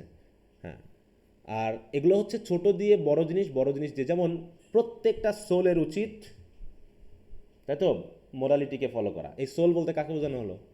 Every soul must follow moral tradition. তাহলে এভরি সোল বলতে কাকে বোঝালাম আমি? হিউম্যান। হিউম্যান বিংকে বোঝানো হচ্ছে, মানুষকে বোঝানো হচ্ছে। হ্যাঁ, এগুলো হচ্ছে তোমার সিনেকডোকের ইউজ। হ্যাঁ, আচ্ছা, তাই বলছে দেখো,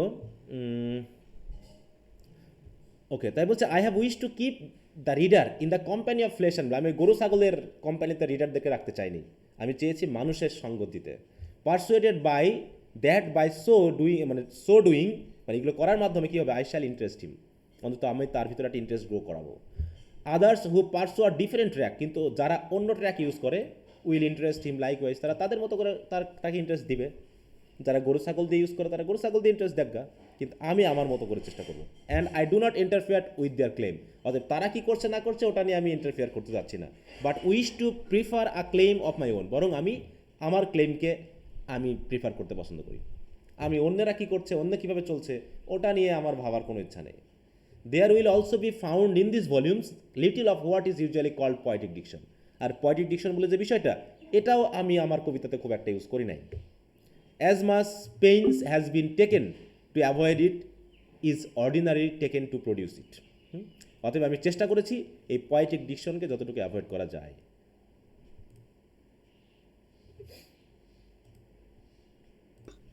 জি sir.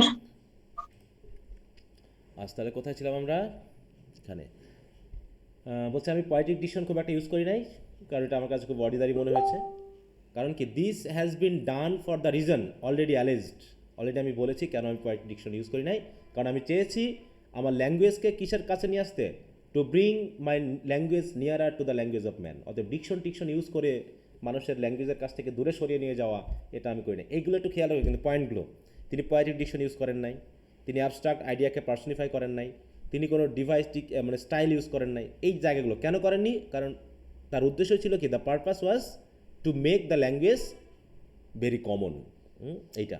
And further, because the pleasure which I have propose to myself to impart is a kind very different from that which is supposed by many persons to be the proper object of poetry.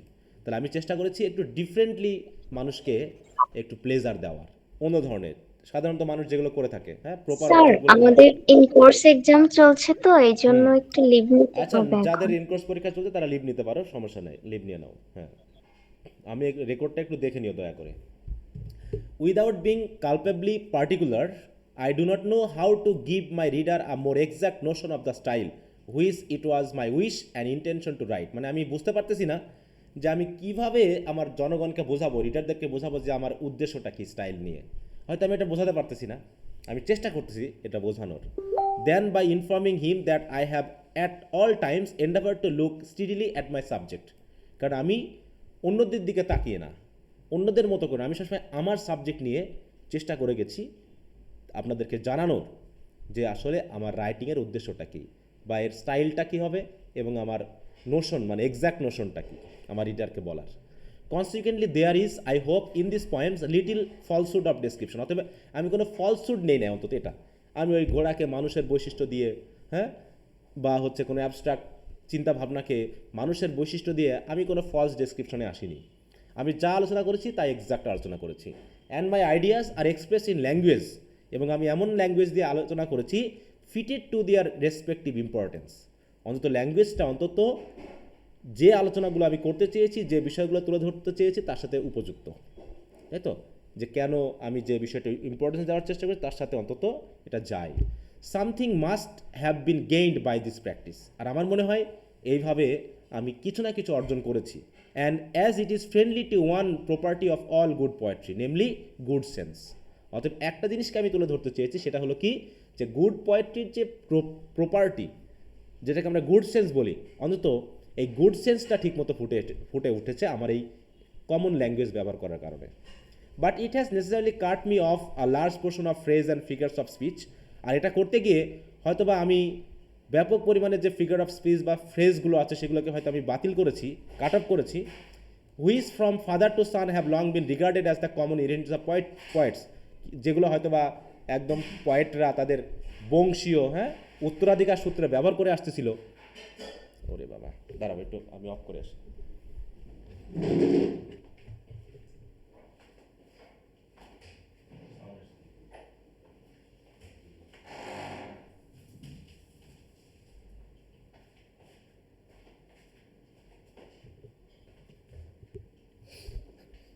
তাই কি বলছে এখানে দেখো, যে বিষয়গুলো এতদিন পয়েটরা মনে করেছিল কি পিতা থেকে সন্তানের কাছে উত্তরাধিকার সূত্রে এই ফিগার অফ স্পিচগুলো ব্যবহার করতে হবে, আমি ব্যবহার না করলে আমার বাবা ইউজ করবে না, আমরা আগের পয়েন্টটা ইউজ করেছি আমাকে ইউজ করতে হবে, আমি ইউজ করেছি আমার পরের পয়েন্টটা ইউজ করবে, এমনটা চলে আসতেছিল।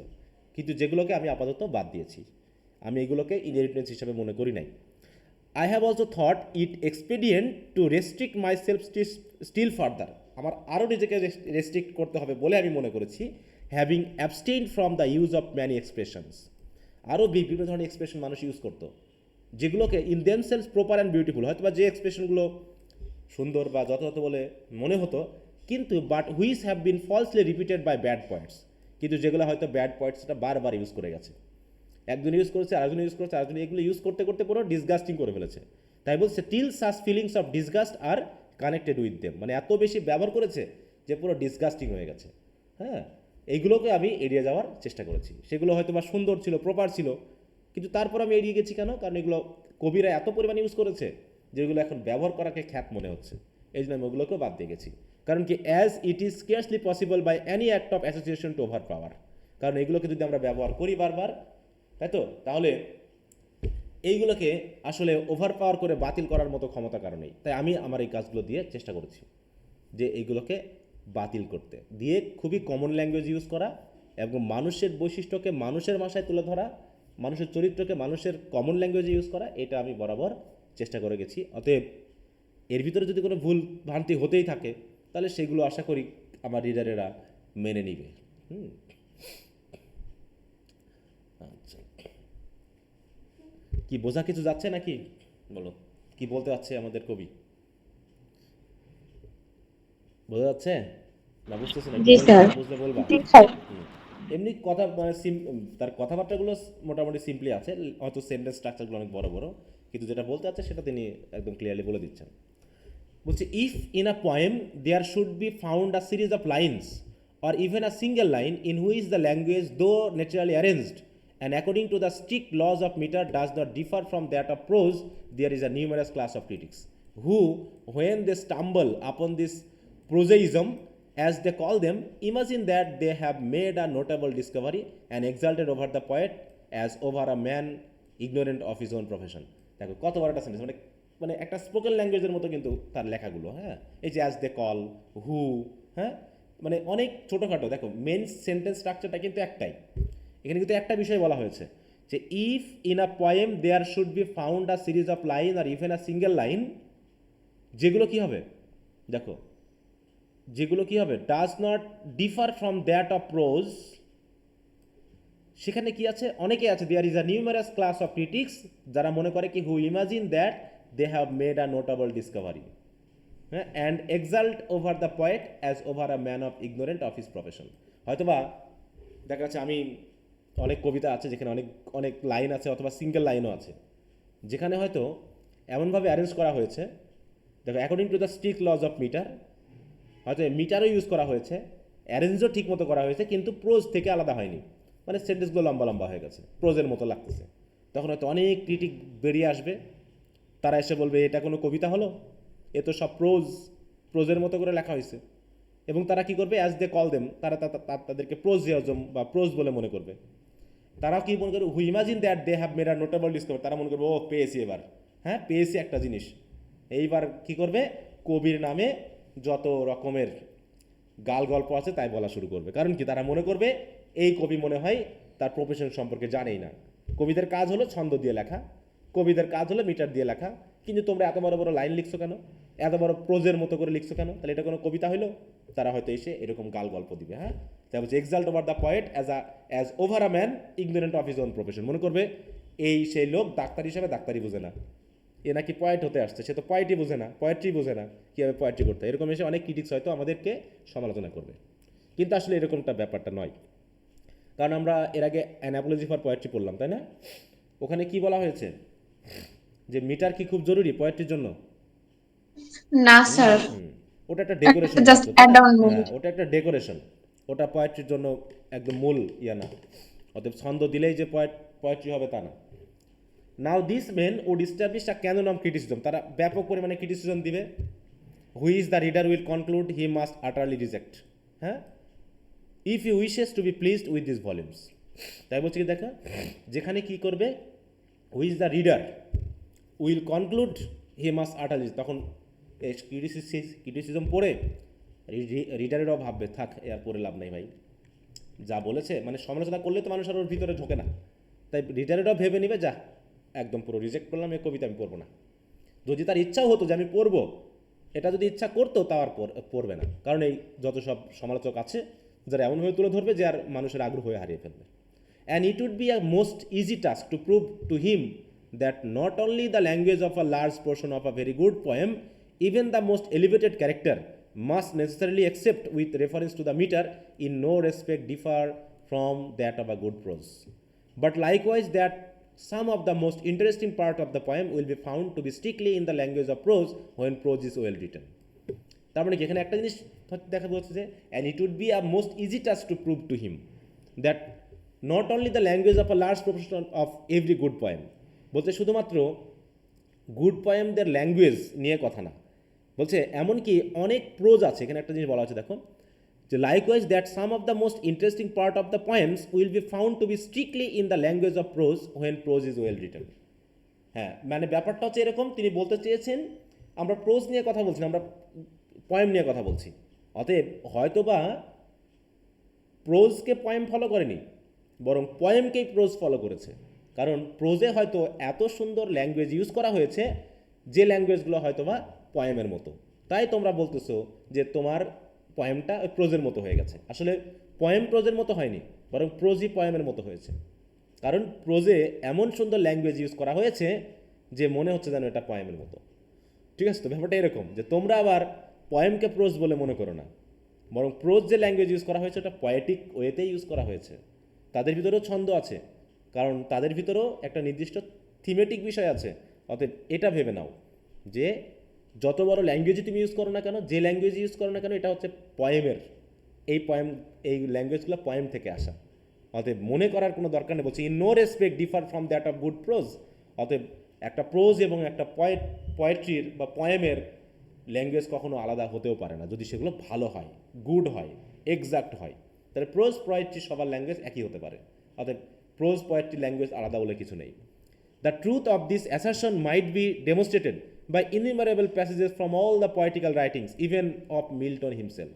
বলছে সেই মিল্টনের লেখা, হ্যাঁ পিরিটনের যে লেখা, তারও অনেক প্যাসেজ রয়েছে যেগুলো দেখতে অনেকটা প্রোজের মতো মনে হতে পারে, কিন্তু আসলে প্রোজেইক নয়, বরং এগুলোই হচ্ছে পোয়েটিক।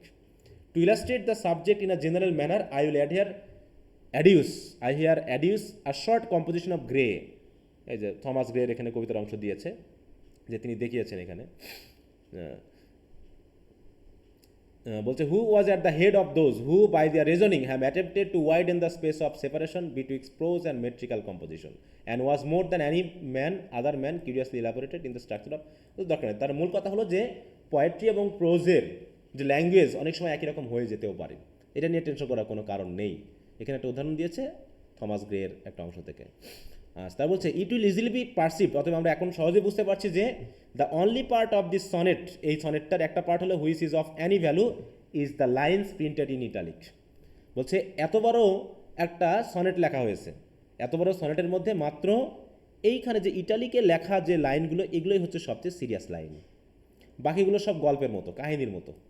তাহলে ওগুলো জাস্ট উপলক্ষ হিসাবে ইউজ করা হয়েছে। সুতরাং it is equally obvious that except in the rhyme or in the use of a single word fruitless for fruitlessly, দেখো তুমি যদি এখন ফ্রুটলেসটির পরিবর্তে ফ্রুটলেস লাগো তাহলে কোনো সমস্যা? Which is so far a defect, যদি একটা ভুল, in the language of this lines does not in no respect differ from that of prose. হ্যাঁ, কবিরা ভার্ব, অ্যাডজেক্টিভ এগুলো খেয়াল নাও করতে পারে, কিন্তু প্রোজে খেয়াল করতে হয়। কিন্তু তাই বলে হচ্ছে কি এখানে the language of this lines in no respect differ from that of prose. প্রোজেও এখানে যেভাবে লেখা হয়েছে, পোয়েট্রি তো একই জিনিস লেখা হয়েছে, একই রকম করে লেখা হয়েছে, তবে এখানে কোনো ডিফার করে না, ডিফারেন্ট নেই। হ্যাঁ, তো এই জায়গাগুলো বলা হয়েছে যে অনেক সময় অনেকে মনে করবে যে আমরা হয়তো যেভাবে লিখছি, বিশেষ করে তার যে বড় বড় কবিতাগুলো আছে উইলিয়াম ওয়ার্ডসওয়ার্থের, হ্যাঁ, ওখানে তিনি কোনো রাইম ইউজ করেননি, তারপর হচ্ছে রাইম স্কিম ইউজ করেননি, হ্যাঁ, রিদম ইউজ করেননি, এই জন্য অনেকের কাছে মধ্যে একটা প্রোজ পড়তেছি, কিন্তু তিনি এটাকে ডিফেন্ড করতেছে, মানে বোঝার চেষ্টা করাচ্ছেন যে আসলে এগুলো ভাষাগত ব্যাপারের সাথে প্রোজ পোয়েট্রি ডিফার করে না, এটা ডিফার করে। তুমি যদি এখন এই সেন্টেন্সগুলোকে জাস্ট পরপর সাজিয়ে নাও, দেখবা প্রোজের মতোই হচ্ছে, তুমি শুধু ভার্স লাইনগুলোকে কেটে কেটে একটা নির্দিষ্ট লাইনে দিয়েছো, কিন্তু আসলে এগুলো সবই দেখতে প্রোজের মতো। আসলে প্রোজের মতো না, বরং প্রোজই দেখতে পয়েমের মতো, ব্যাপারটা এরকম। ওটা ওদের এক স্টাইল, এটা এদের এক স্টাইল। অতএব ল্যাঙ্গুয়েজ স্ট্রাকচার দিয়ে কখনো প্রোজ পোয়েট্রি ডিফার করা যাবে না। হ্যাঁ, বলছে by the foregoing quotation it has been shown that the language of prose may yet be well adapted to poetry, অতএব প্রোজের ল্যাঙ্গুয়েজও আমরা পোয়েট্রিতে ইউজ করতে পারি। and it was previously asserted that a large proportion of the language of every good poem can in no respect differ from that of good prose, অতএব good poet বা good পোয়েমের language কখনো good pros থেকে আলাদা হতে পারে না। We will go further, আরও জোরালোভাবে বলতে গেলে it may be safely affirm that, আরও জোরালোভাবে বলতে গেলে আমরা বলতে পারি কি, that there neither is nor can be, ছিলও না বা কখনো হবেও না, an essential difference between the language of prose and metrical composition, যে নাই এবং হবেও না এরকম আর কি বিষয়টা, যে প্রোজ এবং পোয়েট্রির ল্যাঙ্গুয়েজের মধ্যে তেমন কোনো ডিফারেন্স। আসলে এখানে ল্যাঙ্গুয়েজ ডিফারেন্স বলতে কিন্তু শুধু এই ছন্দের কথাটা আসতেছে না, তাই না? কবিরা হয়তো সাবজেক্ট ভার্ব একটু এদিক ওদিক ঘুরিয়ে ব্যবহার করে, আর প্রোজে ওগুলোকে সাবজেক্ট ভার্বগুলো তার যে স্ট্রাকচারাল ব্যাপার হচ্ছে সেভাবে ফলো করে, কিন্তু ব্যাপারটা ওটার সাথে আসছে না, আসছে হচ্ছে যে তোমার থিমেটিক ওয়েতে ডিকশন চয়েসের ব্যাপারটাতে এখানে মিললে আসছে, যে এই জায়গাতে প্রোজ এবং পোয়েট্রির ব্যাপারে কোনো পার্থক্য নেই, এখানে ল্যাঙ্গুয়েজের যে ব্যাপারটা সেটা সবার একই রকম হতেই পারে। আচ্ছা, আর বলছে কি দেখো, we are fond of tracing the resemblance between poetry and painting, আমরা আবার অনেক সময় পোয়েট্রি এবং পেইন্টিংকে একরকম বলে মনে করি, and accordingly we call them sisters, আমরা অনেক সময় দুটোকে সিস্টার বলে থাকি, কারণ একজন পোয়েট্রি এবং পেইন্টিংয়ের মধ্যে ইয়াটা কি, মানে সিমিলারিটি কি বলো তো? পোয়েট্রি এবং পেইন্টিংয়ের মধ্যে সিমিলারিটি কি, কেন এদেরকে আমরা একই রকম বলছি? পোয়েট্রিতে লিখে মনের ভাব প্রকাশ করে, আর যারা মাধ্যমে নাকি, হ্যাঁ, মানে মূল কথা হলো একটা ছোট পাখিকে একজন রং তুলির মাধ্যমে উপস্থাপন করলো, আর একজন কবি ওয়ার্ডের মাধ্যমে ইমাজিনেশন দিয়ে রং তুলি দিয়ে উপস্থাপন, মানে দুজনের কাজই হলো এক্সিস্টিং জিনিসগুলোকে অন্যের সামনে তুলে ধরা। বলছে but where shall we find bond of connection sufficiently strict to typify the affinity betwixt metrical and prose composition, তাহলে একইভাবে আমরা যদি পেইন্টিং এবং প্রোজকে যদি একই রকম বলি, তাহলে কেন পোয়েট্রি এবং পেইন্টিংকে যদি আমরা রিজেম্বল করি, সিমিলারিটি দেখাই, তাহলে কেন আমরা প্রোজ এবং পোয়েট্রির মধ্যে দেখাবো না? কারণ তাদের কাজও তো একই, they both speak by and to the same organs, কারণ তো একই, তারা তো একই অর্গান নিয়ে কথা বলছে, কারণ তারা সবাই ওয়ার্ড নিয়ে কথা বলছে, ওয়ার্ড দিয়ে উপস্থাপন করছে। The bodies in which both of them are clothed may be said to be of the same substance, কারণ তারা যে ক্লথ দিয়ে তাদের বডিকে ঢাকতেছে সেটা হলো ওয়ার্ড, তাই না? অতএব তাহলে পোয়েট্রি এবং প্রোজের মধ্যে পার্থক্য কোথায়?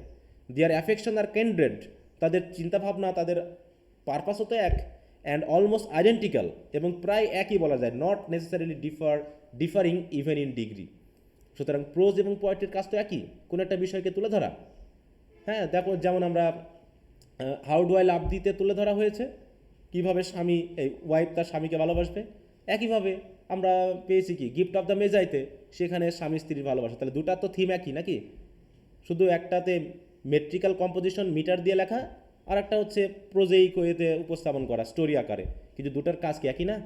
বলো, দুটার কাজ তো একই, যে ভালোবাসাটা মানে গুড, তাই তো, একটা লাভিং সেন্সকে তুলে ধরা, স্বামী স্ত্রীর মধ্যে একটা যে বন্ডিং সেই ব্যাপারটাকে তুলে ধরা। তাহলে এখানে পার্থক্যটা কোথায়? তাই বলছে poetry sheds no tears such as angels weeps but natural and human tears, such as angels weep but natural and human tears. তাহলে পোয়েট্রি শেডস নো টিয়ার্স, পোয়েট্রির তো আর চোখের জল ফেলতে আসেনি, ব্যাপারটা এরকম একটা উদাহরণ। হ্যাঁ, such as angels weep but natural human tears, তার মানে কি অ্যাঞ্জেলসরা যদি কান্না করে, অ্যাঞ্জেলসরা যদি কান্না করে, তাহলে এটা কি মানুষের মতো চোখের জল আসবে না তাদের? বলো, নাকি অন্যরকম আসবে? একই রকম হবে না অন্যরকম হবে? বলো, চোখের জল কি আলাদা হবে? আমরা যদি মনে করি, হ্যাঁ, তাহলে তারা যদি এক, মানে অ্যাঞ্জেল এবং হিউম্যান তো আলাদা জিনিস, কিন্তু তারপরে চোখের জল জল তো এক, তাই না? তাহলে এই দিক থেকে পোয়েট্রি আর প্রোজের মধ্যে পার্থক্য হবে না কেন, এই মানে সিমিলারিটি হবে না কেন? কারণ তাদের তো কাজ তো এক, পোয়েট্রিও যা বলছে প্রোজও তাই তাই বলছে। অতএব ওই যে লাভের বিষয়টা বললাম, হাজব্যান্ড ওয়াইফের মধ্যে ভালোবাসার ব্যাপারটা তুলে ধরা হয়েছে, তাহলে সেখানে ঘটনা তো ঘুরে ফিরে একই। তাই বলছে she can boast of no celestial ichor that distinguish her vital juices from those of prose. অতএব প্রোজেও যা বলছে, এই পোয়েট্রিতেও তো তাই বলা হচ্ছে, the same human blood সার্কুলেটস through the veins of them both. কারণ এই প্রোজও একজন রাইটার লেখে, একজন মানুষ লেখে, পোয়েট্রিও একজন মানুষ লেখে। তাহলে মানুষ লিখতেছে, আবার ওয়ার্ড দিয়ে লিখতেছে, এবং থিমেটিক ব্যাপারটাও একই। তাহলে প্রোজ পোয়েট্রিকে আমরা এইভাবে পার্থক্য করে দেখবো কেন? হ্যাঁ, দুটারই কাজ হচ্ছে সাহিত্যের একটা অংশ হিসাবে পোয়েট্রিও যা তুলে ধরছে, যে মাধ্যমে তুলে ধরছে, যে তুলে ধরছে, ওই প্রোজেও সে একই জিনিস তুলে ধরছে, যে মাধ্যমে তুলে ধরছে একজন ব্যক্তি তুলে ধরছে। অতএব আমি আলাদা করে খুব বেশি ডিস্টিংশন পাচ্ছি না, তাই বলছেন এখানে, যে আমি অন্তত যে there neither is or nor can be any essential difference between the language of prose and metrical composition. সুতরাং আচ্ছা, এটা একটু বড় হবে।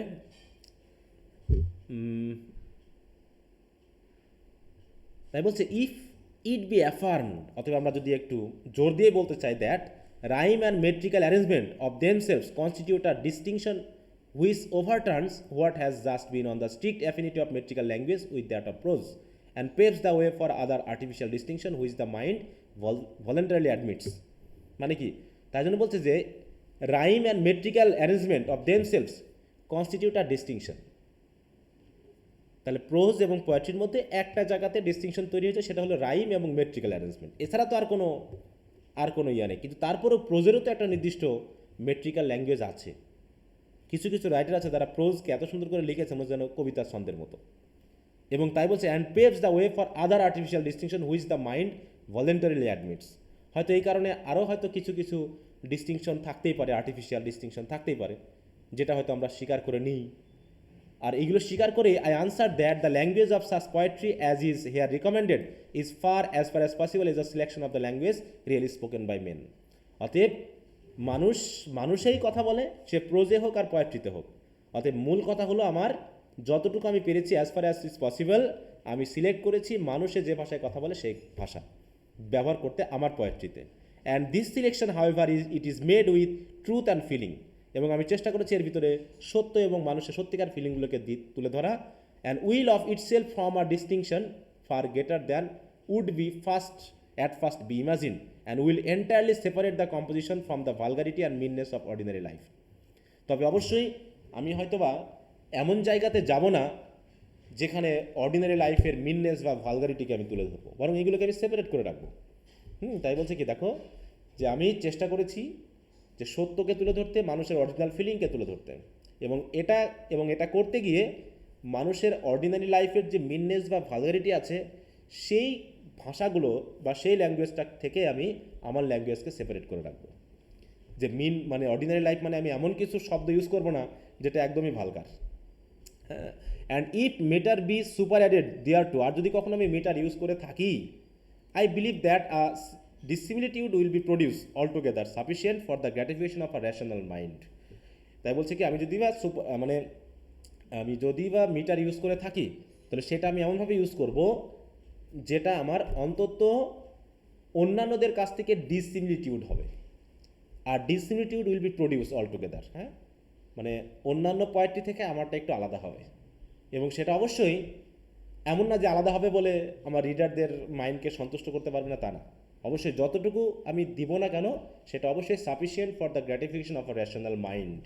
মানে একজন রিডারের মাইন্ড যদি রেশনাল হয়, আশা করি আমি যতটুকু মিটার ইউজ করব ততটুকু অন্তত তার ইচ্ছা শক্তিকে বোঝার ক্ষেত্রে বা তার চিন্তাভাবনাকে বোঝার ক্ষেত্রে তাকে যথেষ্ট হেল্প করবে। What other distinction would we have, আর কী কী ডিস্টিংশন হবে? হোয়েন্স ইট ইজ কাম, সেটা কোথা থেকে আসবে, and where it is to exist, আর সেই ডিস্টিংশনটা কোথায় বা আছে, এইগুলো খুঁজতে যাওয়ার দরকার নেই। বরং নর surely where the poet speaks through the mouth of his character, বরং আমরা একটা জিনিস খুঁজবো যে কবি তার নিজের মুখ থেকে কথা বলছে কিনা, কী ডিস্টিংশন আছে, ডিস্টিংশন কোথা থেকে আসলো, কোথায় এর ডিস্টিংশন আছে, এগুলো খুঁজে ফেলে আমাদের কোনো লাভ নেই, ডিস্টিংশন খুঁজতে যাওয়ার দরকারই নেই। কাজ হচ্ছে আমাদের যে কবি যে কথাগুলো বলছে সেগুলো অর্ডিনারি মানুষের মুখ থেকে হচ্ছে কিনা সেটা ভাবেন। It can not be necessary here either for the elevation of style or any of its supposed ornament. অতএব আমি যে ল্যাঙ্গুয়েজ ইউজ করবো এটা হয়তো বা নেসেসারি নাও হতে পারে যে আমার স্টাইলকে এলিভেট করতে হবে, তাই না, আমার লেখালেখিকে অর্নামেন্টাল করতে হবে, এগুলোর জন্য এতটা দরকার নেই, হ্যাঁ, এত স্টাইল আমার দরকার নেই। আমি জাস্ট আমার মানুষের মুখ দিয়ে আমার কথাগুলোকে আমি বলাবো, তাই তো, কমন পিপলের ভাষা, কমন সিচুয়েশনগুলোকে তুলে ধরার জন্য।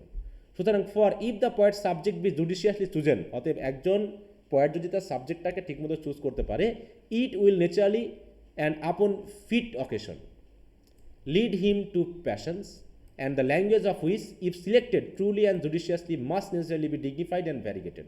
অতএব বলছে ল্যাঙ্গুয়েজ তুমি যেখান থেকেই নাও না কেন, যদি তুমি তোমার প্রয়োজন অনুসারে অকেশনের সাথে ফিট করে ল্যাঙ্গুয়েজটা লাগাতে পারো, তাহলে অটোমেটিক সেই ল্যাঙ্গুয়েজ তোমাকে রিডারকে প্যাশনের দিকে নিয়ে যাবে এবং অটোমেটিক এই ল্যাঙ্গুয়েজই ডিগনিফাইড এবং ভ্যারিগেটেড হয়ে উঠবে, judicious and alive with metaphors and figures, এবং অনেকটা মেটাফোর এবং ফিগার ইউজ না করলেও ওদের মতোই মনে হবে। সুতরাং I forbear to speak of any incongruity which would shock the intelligent reader. অতএব আমি আর কোনো ইনকংগ্রুইটি বা অসামঞ্জস্য থাকলে ওগুলো নিয়ে আমি কথা বলতে চাচ্ছি না, কারণ এগুলো নিয়ে কথা বললে আবার রিডাররা একটু আঘাত পাবে, মানে আবার ভরকে যাবে আর কি, বাংলা কথা এরকম। And should the poet interweave any foreign splendor of his own with that which the passion naturally suggests, হ্যাঁ, অতএব আমি সেই বিষয়গুলো নিয়ে এত কথা বলতে চাচ্ছি না, কারণ এগুলো যদি আবার পয়েট আবার ইন্টারওয়েভ করে ফেলে তাহলে অটোমেটিক কী হয়ে যাবে যে অ্যানি ফরেন স্প্লেন্ডার, যদি কোনো বিদেশি বা অজানা, হ্যাঁ, অপরিচিত কোনো বিষয় কবি নিয়ে আসে তাহলে অটোমেটিক এই বিষয়টা আবার রিডারকে শক করে ফেলতে পারে। অতএব আমি চাচ্ছি খুবই ন্যাচারাল থাকতে, তারপর it is sufficient to say that such addition is unnecessary. অতএব ওই বাইরের ফরেন কোনো স্প্লেন্ডার বা চমক বা কোনো ওয়ার্ড এগুলো নিয়ে এসে আমি আমার রাইটিংকে অনেক উন্নত করতে চাইবো, এগুলো দরকার নেই।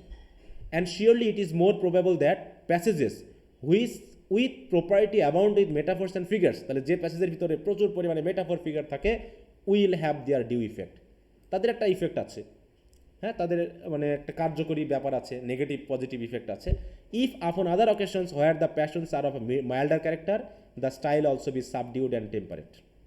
মূল কথা হলো যে পুরো প্যাশনের উপর ডিপেন্ড করছে যে তোমার স্টাইল কেমন হবে, তোমার প্যাশন যেমন, তাই বলছে যে প্যাশন বলছে প্যাশন যদি হয় মাইল্ডার ক্যারেক্টারের তাহলে সেখানে স্টাইলটাও হবে টেম্পারেট বা সাবডিউড। এখন তুমি প্যাশন দিচ্ছ হাই, ল্যাঙ্গুয়েজ ইউজ করতে লো, তাহলে তো হবে না, বা হচ্ছে প্যাশন হচ্ছে লো, তুমি হাই ল্যাঙ্গুয়েজ ইউজ করছো তাহলেও হবে না। অটোমেটিক তোমার প্যাশন সিলেক্ট করবে যে তুমি কোন ধরনের স্টাইল ইউজ করবা।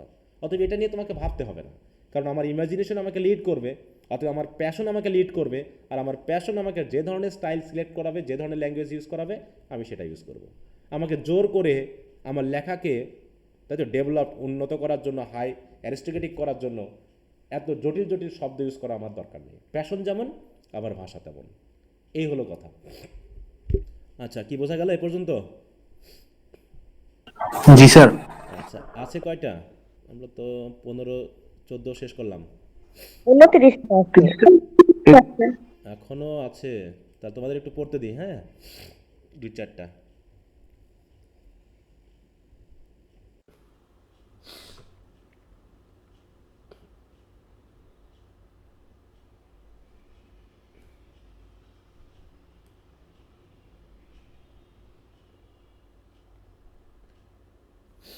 আচ্ছা তোমাদের তাহলে 15